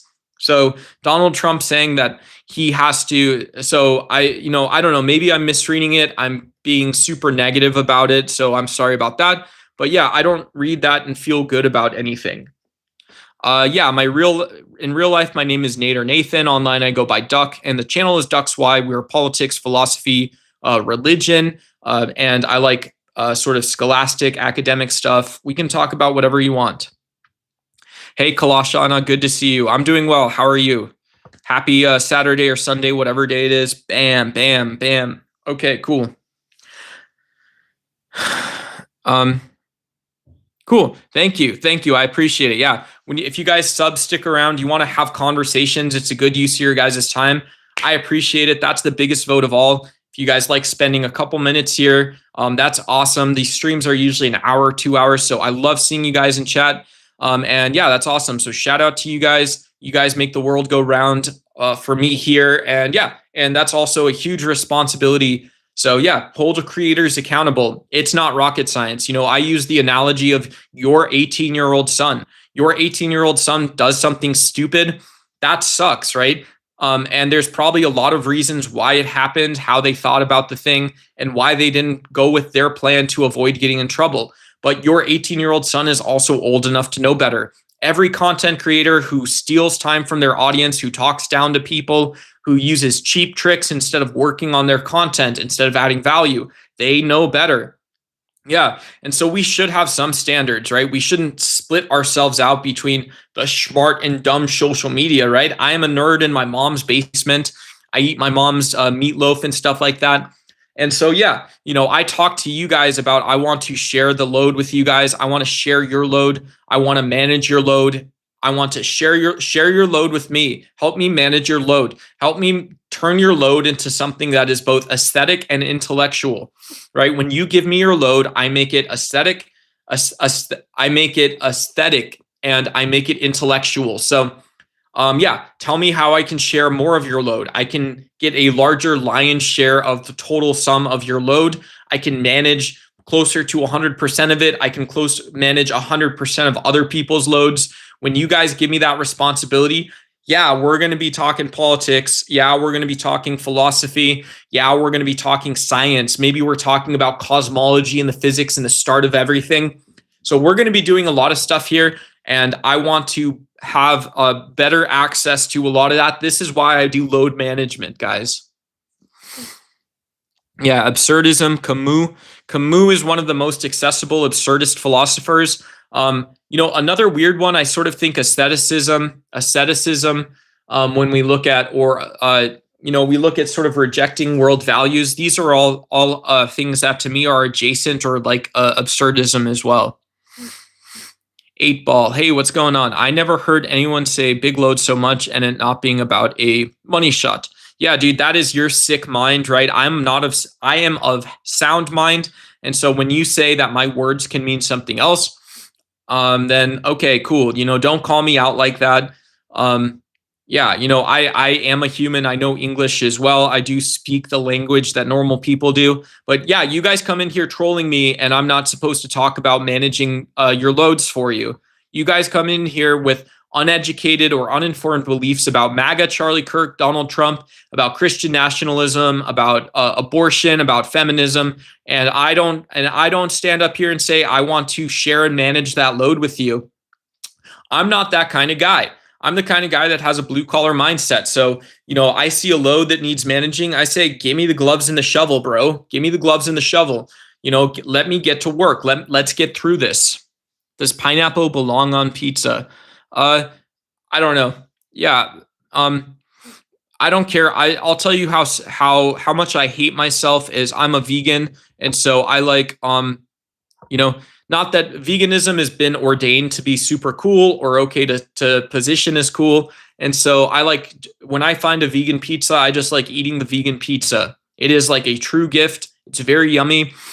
But I don't live my life for enjoyment reasons. I don't live my life totally in a hedonistic sense. When I'm eating vegan pizza hedonistically, sure, pineapple, fake pepperoni, onions, tomatoes, mushrooms, lettuce, whatever's on there. Yeah, hell yeah, brother. Hell yeah, brother. Cynic absurdism. Yeah. Okay, cool. Oh, sick. Yeah. Hey, shout out to you. Yeah. Do your thing. You're not going to ask me for permission in my life about any of this stuff because already make my research on human behavior and historic events with so much of our perspectives. Cool. Yeah. Shout out to you. Shout out to you guys. With so much money in the LBC, it's kind of hard being Snoop D-O double G. But I, somehow, some way, come up with freaky kind of stuff just like every day. Freaky stuff, freaky stuff. Did you see my comments on isolationism? Hey, Kisnet, let me go ahead and check your chat history here. Okay, cool. Yeah, you're not meaning isolationism like what I do in my life regarding having fewer friends and the whatnot. You're talking about in political science or in international relations, isolationism. So Kiznish said, how do you feel about isolationism, especially in regards to our involvement in the Middle East? I think it's best we leave them alone to fight it out. Being the world police isn't serving us or the world very well at all. Do you see my comment? Yeah. Hey, sorry, I missed that. I was talking about load sharing. So that was very irresponsible on my part. Isolationism, I think isolationism is too blanket of a term in regards to some things, right? When the US is creating externalities, when we see externalities from either democracies or authoritarianism, there's a discussion to be had, right? And so but this is also a losing strategy when we say that, well, long term, we all have nuclear weapons, we all have large militaries, and we're spending more on our militaries, but we're also going to insist that the game theoretic competition exists not upon civilizational definitions that we don't own in the present, but yeah, we insist that these things are based upon just our perception of our own nation state, who we elect, or what we need at that point in time, kind of the same exact thing. So, I'm not. So, I think isolationism, which comes from neoconservative values, I think isolationism, which comes from conservative values, misses the mark for me a little bit. And I also see it that there's no need that we compete. There's no need that we compete in a sense where the policy platform versus the policy itself determines stuff. So yeah, I don't know.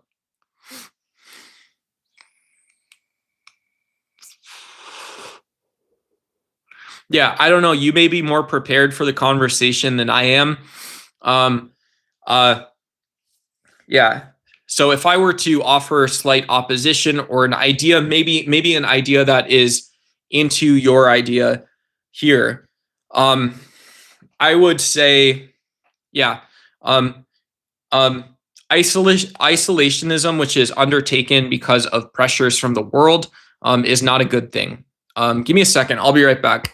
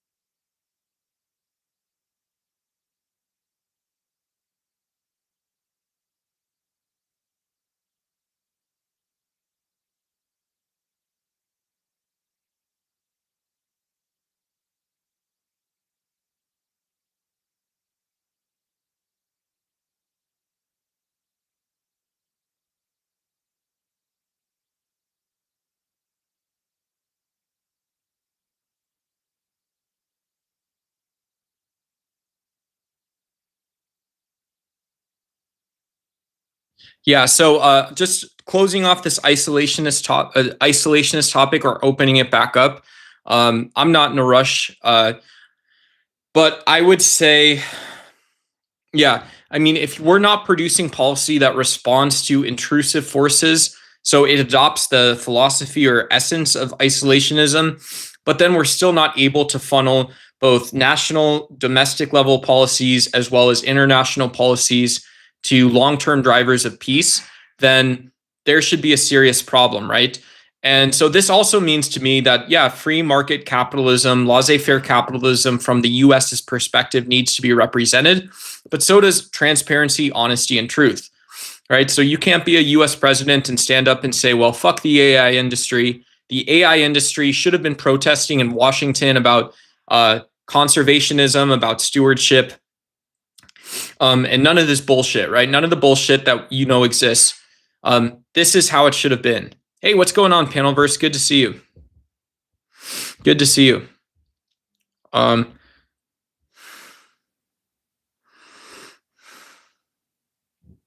Hey, what's up, Master Rage Baiter? Is that to me? Yeah, if I miss something to respond to, you guys can tag me at DuxY. We're a very chat-driven channel, so when you tag me at DuxY, I get it and it lights up on my screen. I get a chance to see your comment and respond to it more quickly. Also, if anybody wants to send super chats or gems, it's not that big of a deal. But even like $1, $2 super chats, they add up over time. I'm in the US, so my life is ran by USD prices, and yeah, USD prices are what's on the channel. If you guys want to leave a tip, support me at all, super chats, support me, your favorite streamers at all. That's awesome. It helps me a lot. But in the meantime, I'm chilling. I got coffee. I'm alive today. So shout out to all you guys, right? Money don't do it. It is community. There we go. It's not collectivism. It's just a community. There we go, guys. Let's do it. So exciting and crunchy, everybody. Long term, that is, move out of the United States. Hey, Joseph, good to see you again. Shout out to you. Hopefully you're doing well. Scientifically illiterate. Yeah, empirical. Yeah, if you guys can come up with some empirical definitions that help provide some of the fence lines. You know, if you know what a fence is, right? Do you know what a fence is? It's super hard, but a fence is something that keeps something out and something in. You know, so you have a castle. If you have a castle, right, it's not a fence, but the fence that you have around your castle keeps something out and something in. There you go, right? So you got a bunch of nincompoops, the Kingsguard style gameplay. You got Kingsguard style gameplay, full utility kit, full loot boxes, and yeah. When I provided terms you didn't understand last night, you squelched me out. Cool, well, I can do it again. If you're gonna not attempt to make I mean, I'm sorry, I'm not going to judge you, but yeah, let's try to have a respectful conversation. Maybe if you used respectful language, more people would understand it. I'm not trying to have a controversial channel rage baiting 300 people here. That's what my channel used to be. There was a time period when I stopped streaming, I was getting like 30,000, 40,000 views, just allowing the controversy in. I've had a bunch of streams with over 20,000 views. You pick up like 35 subscribers in one stream. It's very silly. Yeah. You know, it's very silly. So I appreciate all the support and stuff like that from you guys. But also, I don't think we need my personal opinion is DuxY does not need to be a eternal community of 1,000 viewer audiences, right? Not all the time. You know, it's too fast moving. It's not the right format for it. And so, yeah. Hey, Dale, I'm about 5'9", 5'10". Yeah. 5'9", 5'10"-ish.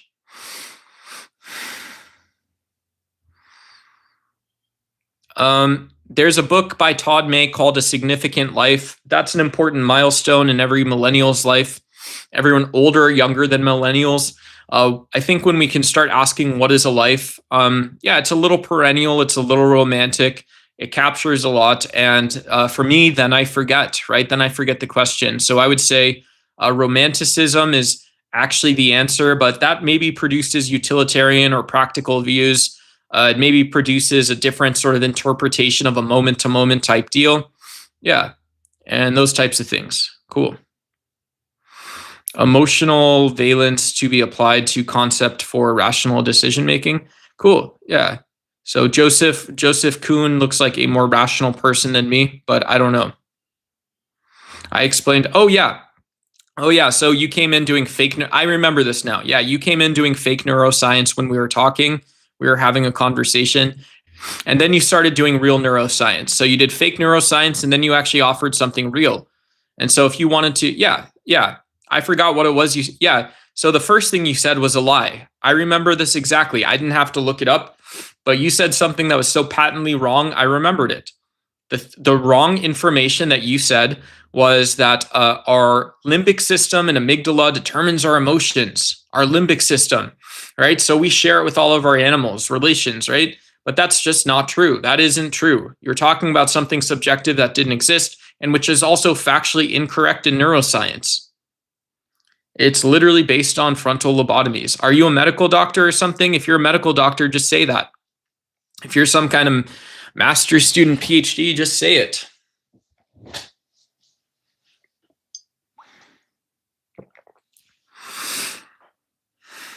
Hey, what's going on, Snork YouTube? We chillin'. We are chilling. You can check the my page description if you want to check the channel description. It says what we talk about, and you can bring up any topic.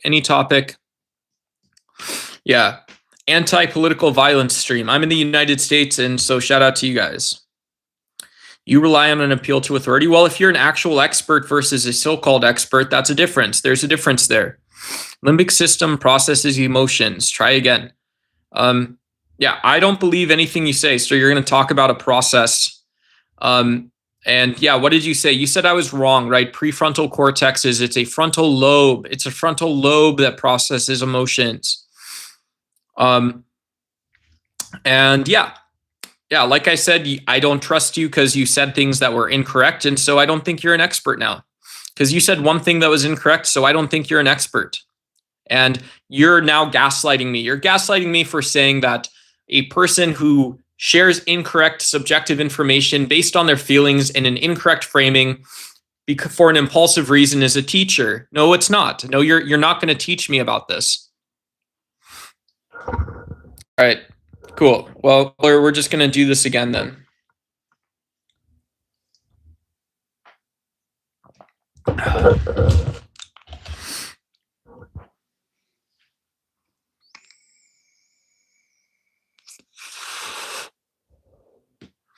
Limbic system does not regulate emotions. Cool. Yeah. Yeah. Who knows? Maybe I'll go prepare neuroscience content if that's what you guys want. Neuroscience and political science. Whence the two meet? Never. Whence the two meet? They never do. They never do. That's interesting. Wouldn't you think political scientists care a lot about brain states? Yeah, fMRI scans and neuroscience. What's in the picture? What's in the picture this time?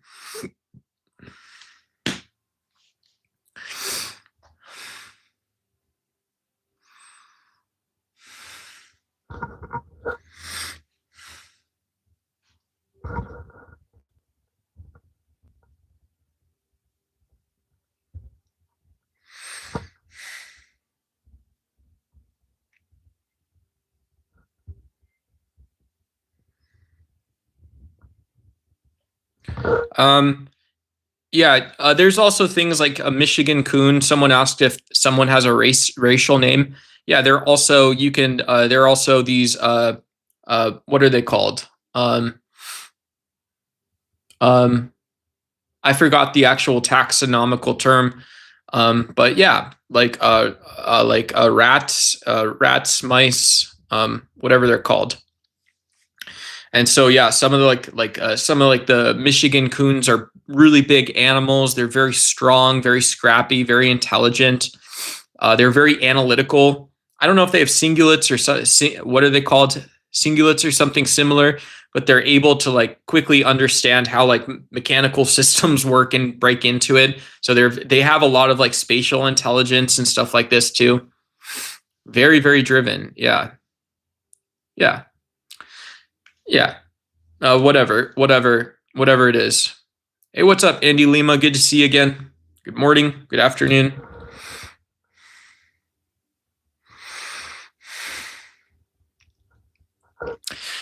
Are we supposed to grift? Am I supposed to ask for money for stream extensions? Hey, what's up, Andy Lima? Thanks so much for the 100 sticker. Appreciate it. Appreciate it, homie. Appreciate the hundreds. Yeah. Give me money and I'll extend the stream. I'll stream longer. We got Floating Heart in chat too. Shout out. Thank you so much for those. And thanks so much for the star, guys. Andy Lima, I appreciate those. I appreciate the jewel gifts. Appreciate it a lot. Those add up a ton. Those add up. Those help a ton. Thank you so much, man. Just the sign of support's very cool. Thank you so much. Yeah. If you guys haven't checked these out, oh, thanks. Talvini sends a floating heart as well. If you guys haven't checked it out, whether it's for the Ducks Y channel or your other favorite streamers, people getting their grind on, thank you. Thank you. Yeah. Okay, cool. Yeah, I've got a Substack, guys, Substack on my page too. And so I will consider, you know, when I see something come up, I was thinking about it a couple of days ago. I might do more blogs. I'll post it out. I do utilize the post section of YouTube as well. So if you want to see any writings, short blurbs on what's going on in the world, that's a good spot to get into some of the more academic or scholastic, longer form topics. And yeah, thank you guys. I appreciate, again, just the words of support as well as the messaging and stuff like this. And yeah, thank you guys so much. If you guys haven't considered hooking up a card to YouTube, supporting either me or other streamers, super chats are a great way to do that. Bam, bam, bam, bam. Good luck, have fun. Bam, bam, bam. Good luck, have fun. Yeah, these are a great way to sort of spice up the stream. And we got the makeup brush. What up? Yeah, but yeah, it's very easy. It takes a couple minutes. There's no obligation. I have my money in YouTube. I spent my first 20 bucks in there. And yeah, you know, when you have money available, it's not that hard to not overspend, but it's a good way to show small signs of support for your favorite streamers. Do you have any opinions that you feel uncomfortable talking about but truly believe in? I don't know. Yeah. I think the big thing, what I call the Great Reset, I'm not uncomfortable talking about it, but yeah, the Great Reset is this idea that, you know, if we went too far with artificial intelligence, energy expense, we didn't really invest in our society. Oh man, what a shame. You know, shucks, right? We just didn't have the tools, same mistakes as everyone else. I still think adults have to own up to their mistakes and responsibilities and say that, yeah, it was easy and we took a lot of stuff we didn't need to take. So very unpopular opinion, right? I'm going to get booed off YouTube, or you guys are going to suck me into the black hole for 24 months and then tell me you got to be demonetized. We got to, you know, you have to go get a fake job or something like this. Go get a fake job now. And so, yeah. And so this is the reality of it, is that I think if you're not willing to put your toys, your ill-gotten gains back in the box, you're not acting like an adult. You're not acting responsibly. Cool. Yeah. Shout out, Andy. Of course. Thank you.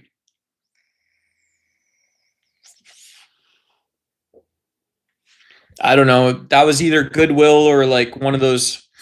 I would decorate my stuff at, like, I don't know where that one's from, but I would decorate from like what's it called? World Market, like Ross, TJ Maxx, those discount stores, or Goodwill. So I've got that from a grandpa. That's from a friend. That's from a friend. That's from a charity auction. The Eric Clapton picture. That's an Eric Clapton autograph. And then, yeah, I did that at a wine painting event. And yeah. My opinion is that automating jobs is a bad idea that kills the economy. My opinion is that automating jobs is a bad idea that kills the economy. Cool. Yeah, you're automating jobs with fake information. So you're doing fake things. You're putting worse information back out into the marketplace. And so saying that we have to do AI, right? It's because you didn't consider the ecological context, that you did this stupid thing. Cool. Well, why don't you go deal with the big bulk of that now? It's because you promoted pseudo-scientific ideas to make money. So go deal with that thing now, right? You want to have a friendly conversation about it. Cool. I'm having a friendly conversation about it. You know? And so, yeah, you get kicked off LinkedIn. You get fired from your job if you're honest about what this stuff is. I'm actually a really smart person. I have a different approach to doing some things, but I'm actually a really smart person. I think I have something that's akin to a billionaire mindset. I don't want to die non-influential towards my values and other people's values. I don't want to die that way.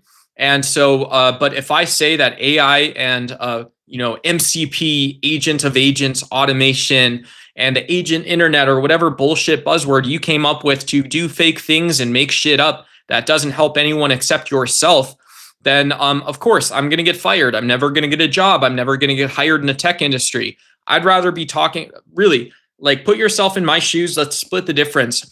I'd rather be talking to you guys than making $180,000 a year instead of pursuing a $10 million or a $100 million payday, whatever it is that we are supposed to be doing. To me, I'd rather be on the internet vaping. I'd rather be taking hits off my vape with you guys, talking about political science, talking about politics, than attempting to build a team or do something that could potentially net me $1 billion one day. And that why? Because it's not because it is all bullshit. It is because everyone that talks about it are fucking liars. So you're a fucking liar. You're selfish. You're lazy. And what's the solution to it? Well, it's to admit that you fucking lied and you got rich off lying. And there is not some pie in the sky Bible that you've been reading off of that God ordained that you can't make a fucking mistake. Hey, happy Sunday to Lala Blue. Good to see you over here. Shout out to you. Hopefully everything's good and everything's going well. It's hard to choose the different path that results in less gains, as the system just doesn't promote outside thinking. Oh, cool. Yeah, I would agree. Those that are willing to produce the results that are available today, all they have to do is show up and sign up, right? Enlist in your version of a fake military or something like this to go make money, and to forget and minimize and ignore the rest of the world, to ignore what your own reality is actually like, right? Who knows? Maybe 5 people died so I could buy this microphone, right? That's saying it isn't going out and doing anything about it. Those are two very different things. Saying that information isn't available in the marketplace, right? That is the first step. Saying that people don't know the actual expense or the cost of what they do is different. And so, yeah, you are a Silicon Valley billionaire or millionaire, and you're full of shit, and you've been full of shit. Yeah.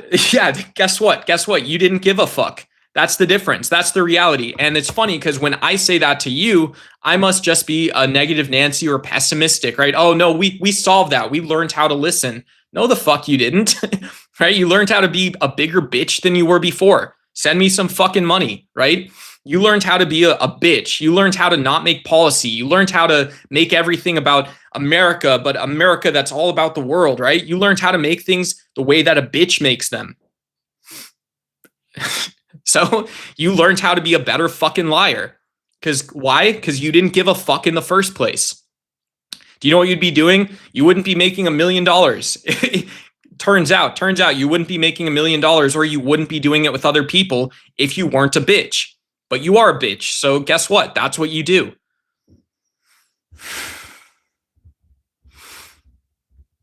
Yeah. Go fuck yourself. It's 2026. I can do a fucking Google search and see how full of shit you are, right? It takes that long. Yeah, happy fucking Sunday.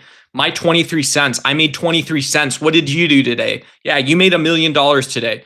You make on average $400 an hour. You've done the math. I've been talking for 2 hours and I'm not complaining. I made 23 fucking cents. That's 23 cents more than what it would actually take to fucking do this. So guess what? You didn't give a fuck. You said I'll go to Silicon Valley. I'll go to Austin, Texas. I'll go to New York.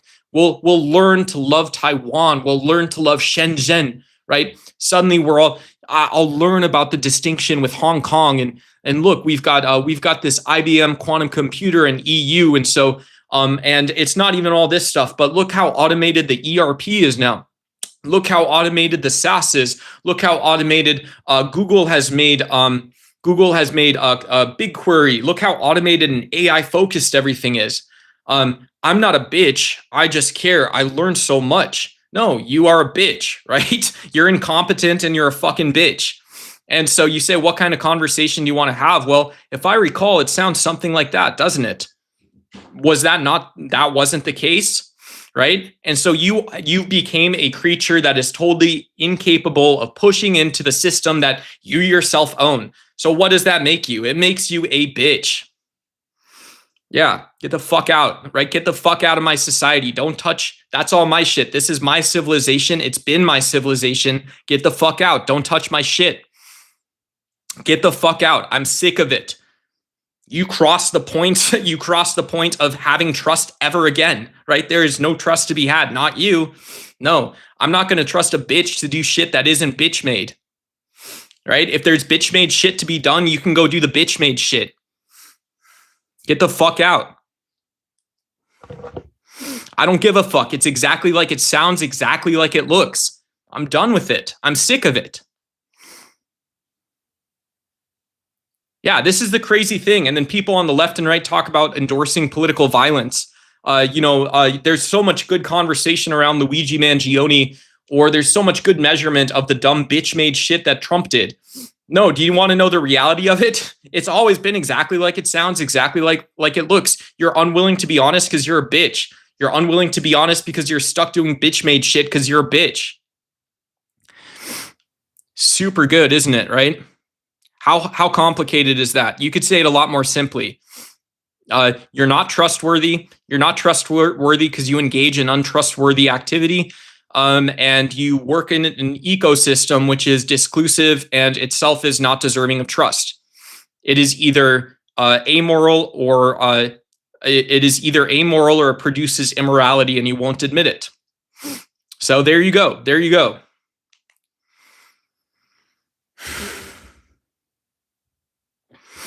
Daily reminder: the Holy Bible is fictional. Literally, cool. You can get the channel, HH. Adios.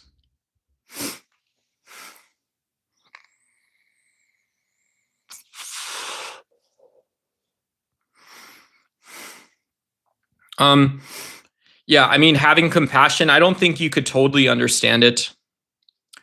But I would agree instead that, saying that you have saying that we live in a complex world which does not address challenges that we have on a compassionate or dignity producing personal basis, right? We do not appreciate selves that are needing of personhood, needing of having that definition or status of being a self.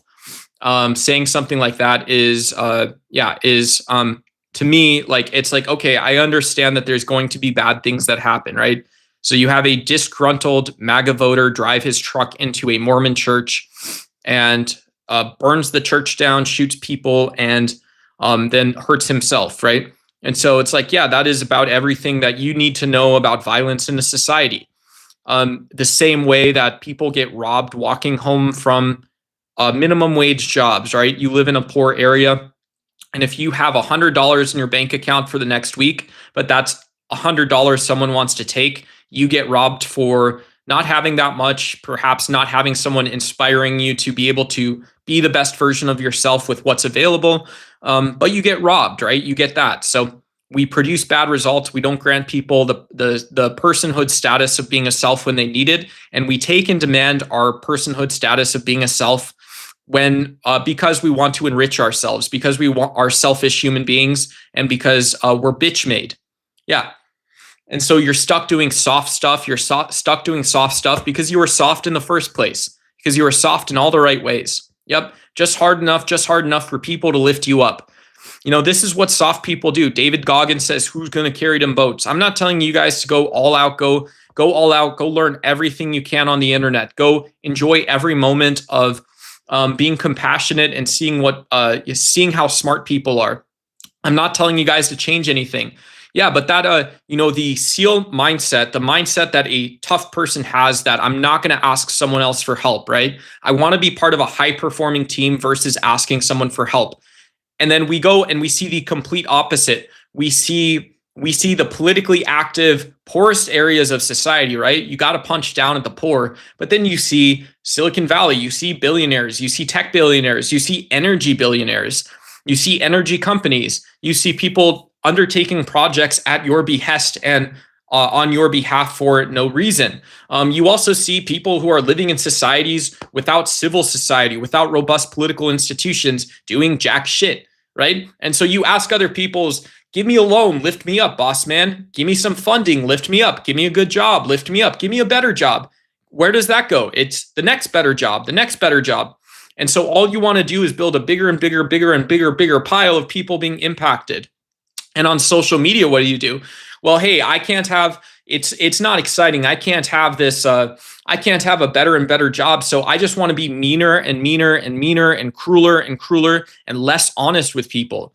Yeah, absolutely. It's suddenly atheists versus Christians, right? Atheists versus Christians. And we have to be mean and make fun of each other. Instead of just saying, don't prescribe to other people, find a more interesting conversation. Subscribing, Austin's off the channel for the day. There you go. Sorry, buddy. I don't know what a leftist is, and you're just asking people to consider your own form of whatever it is. You guys want to do double speak, find a way of doing double speak, which is not prescribing to other people what they believe and think about. Right? You're trying to stop people from thinking for themselves. You're trying to stop people from critical thinking where it looks that way. I could easily interpret it that way. And quite frankly, I don't know what value someone's going to get out of it.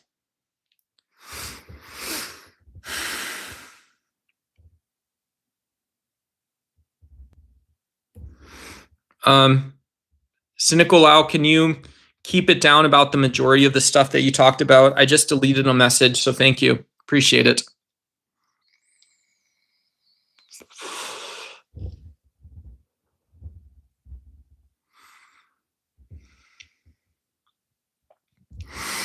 All things change in a dynamic environment. Your effort to remain what you are is what limits you. Yeah, you're assuming that there's some ontology, though. To me, that Telvanni Mage, I'm not gonna, if you want to debate or discuss that a little bit, that would be exciting. I think personally, when I read that statement, I think that is assuming too rationalist of a view of ontology. Because so your effort, so it's saying that a being can put forth an effort. We can talk about it. Maybe it's not that philosophically relevant, but to remain what you are, right? This is ontology. So being something is an ontology, and it is what limits you.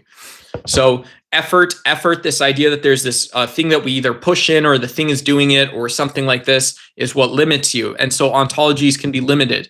To me, this is a very rationalist or teleological view. It's a very rationalist. It seems to be smuggling in some normative sort of view. And yeah, who knows? You can say it's perennial or something like this, but why is that the case? Does this take into account all forms of beingness? To me, it doesn't seem to do that.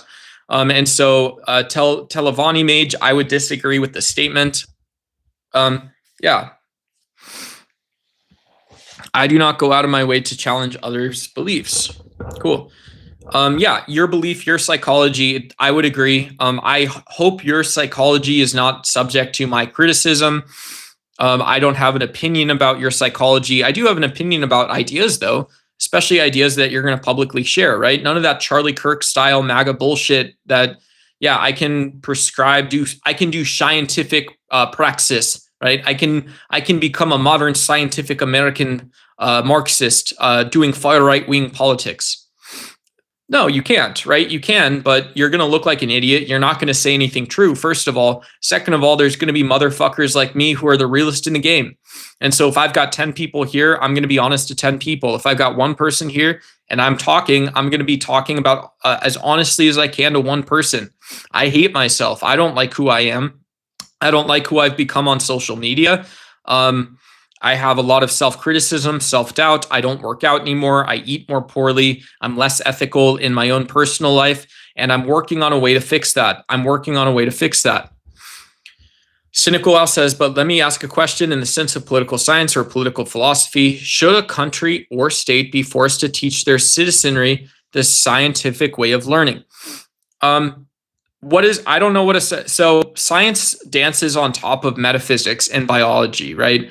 And so, yeah, I do believe that at some point, one of the most important milestones for STEM physicists, mathematicians, and social scientists is realizing that variable and method. So whether we're talking about categorical naturalism, like concept naturalism or methodological naturalism, that the definitions of variables, data collection, any of the processes and methods you actually use, and then any of the ways our brain states actually go through to analyze information and produce social identifiable things that are what science practically is. Science practically is, it's sort of a philosophical, I would say, is a safe way to, conservative way to have that conversation. But we ultimately discuss something. So yeah, education should focus around what's communicable. I don't think it's a moral signal. I don't think it's limiting. It's just saying that, yeah, argumentation that exists within science can constrain itself and can also be the scientific thing. We shouldn't have researchers talking about how AI, which is based on nothing in reality, it's based on made up arbitrary data sets, or that quantum computers, which run a quantum program and can do crazy fast computations, this is somehow what animal reality or life on Earth is like. So yeah, sure, it depends what you mean by scientific. People that adopt, I think, Comte's positivism, Comte's secular humanism, is a failing way to have this conversation. I don't agree with any of those topics.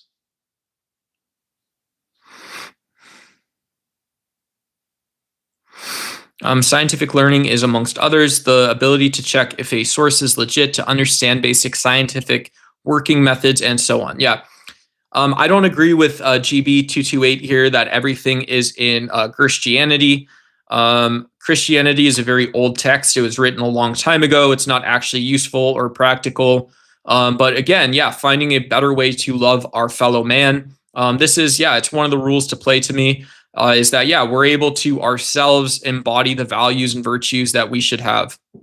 Who's your most loyal fan? Right now, yeah, Cynical Owl's been holding it down, trolling me a little bit at the beginning, and awesomely producing a lot of stuff. But yeah, good to see you again, local Christian girl. Shout out to you. For him or against him, good to see you. GB, good to see you again. Yeah, shout out to you guys. I appreciate all you guys. Thanks for entertaining my ramblings, my rants. I'm trying to add some value, trying to build a global community. Guys, we are still at, just so you guys are aware of what I'm trying to do here, we're still at about 60 to 70% audience in the US.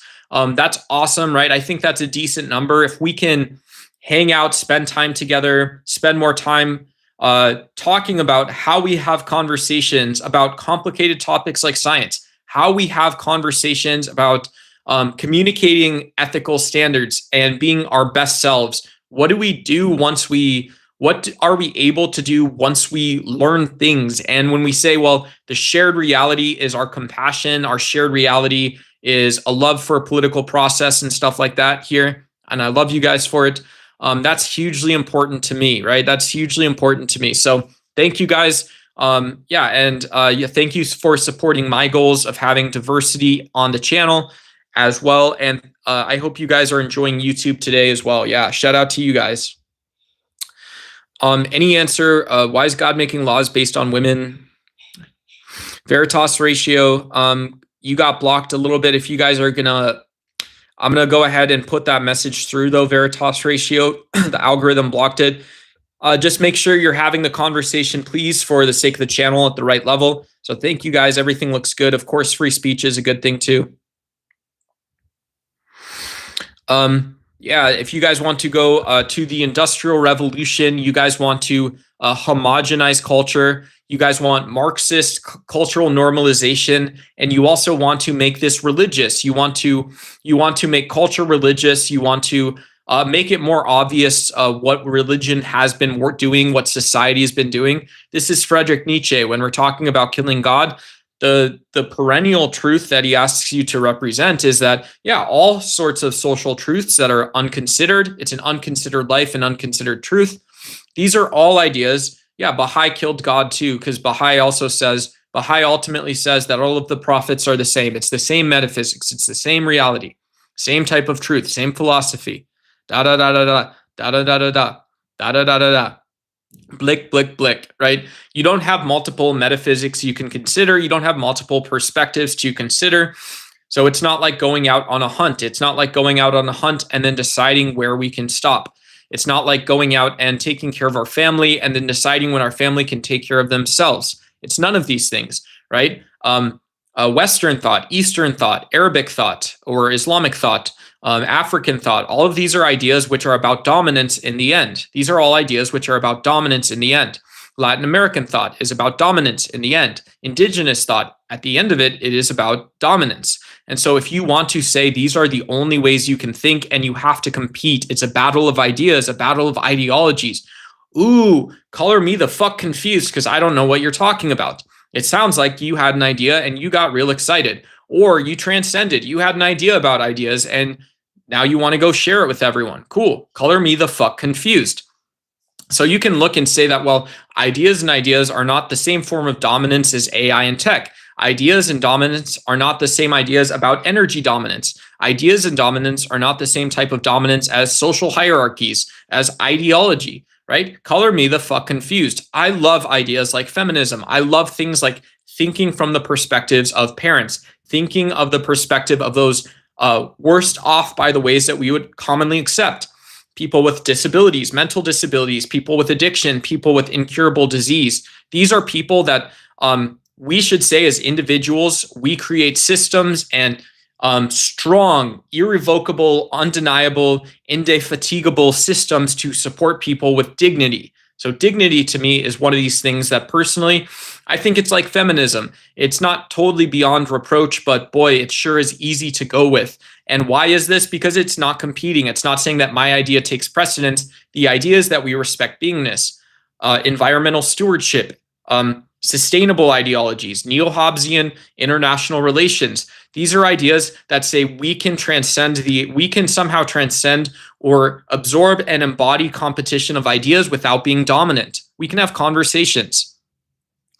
And you absolutely have free will from this lens in a practical sense. No, free will doesn't exist in the sense of neuroscience, in the sense of metaphysical naturalism, but saying I have the ability to make a 15-second decision today that's going to not compete with ideas. I get to change myself because I'm not going to compete with ideas. I'm not going to compete with other forms of beingness. This is the anti-revolutionary mindset. This is the protest to the protest. The protest to the protest is we don't have to be competitive. This is our civilization. This is my civilization. My civilization is the one that doesn't need to compete with an animal for just being the way that animal is, a plant, a tree, a rock. We don't need to compete with things saying that you do not get to have the status that you need in that moment. And boy, isn't that crystal clear? You know, isn't that crystal clear? You're someone who is down on your luck, normal person. Maybe it's exactly me who is now living under a freeway. And this is the best option that I have, and I'll live. I'm okay with it and stuff. But boy, do I need that status of personhood at that time. My country it's 1970. My country just imported machines and I have to work 17-hour days making t-shirts, making this t-shirt that I'm wearing, making the shoes I have behind me. Boy, don't you need the status of personhood right now more than ever? Where do you need it? Maybe on the international system, maybe domestically with your boss, with your boss's boss, with the investors, right? With the people who sold you the machines in the first place, with the people who buy the energy and want to buy the energy. I don't know. That's a complex problem, but saying that there's not a status there is wrong. All right, guys, I'm getting tired. If anybody wants to send any super chats or gifts or go support your other streamers today, I'm actually okay. I'm actually okay right now. I'm just a greedy person. I'm selfish. I want money. And so but thank you guys for tuning in. If you guys want to subscribe, this is 2 hours and 30 minutes. So thank you guys. We do long streams. It's a great place to kind of sit down, maybe have a coffee, spend a couple minutes with me and have a conversation in chat. You guys make the conversation fun. Thank you guys so much. Thank you guys so much. Hey, no worries. No trolls, guys. Yeah. All prices on the channel are USD. If you guys want to consider gifting others memberships into the future, memberships are a great way to provide monthly support for the channel. You also get the green name badge. You get custom emojis. And as we grow, I hope to recognize members on the channel for the support. And these types of conversations are also a lot of fun. So shout out to you guys. I'm going to close the stream off. I'll catch you guys anytime tonight. Have a good night. Take care.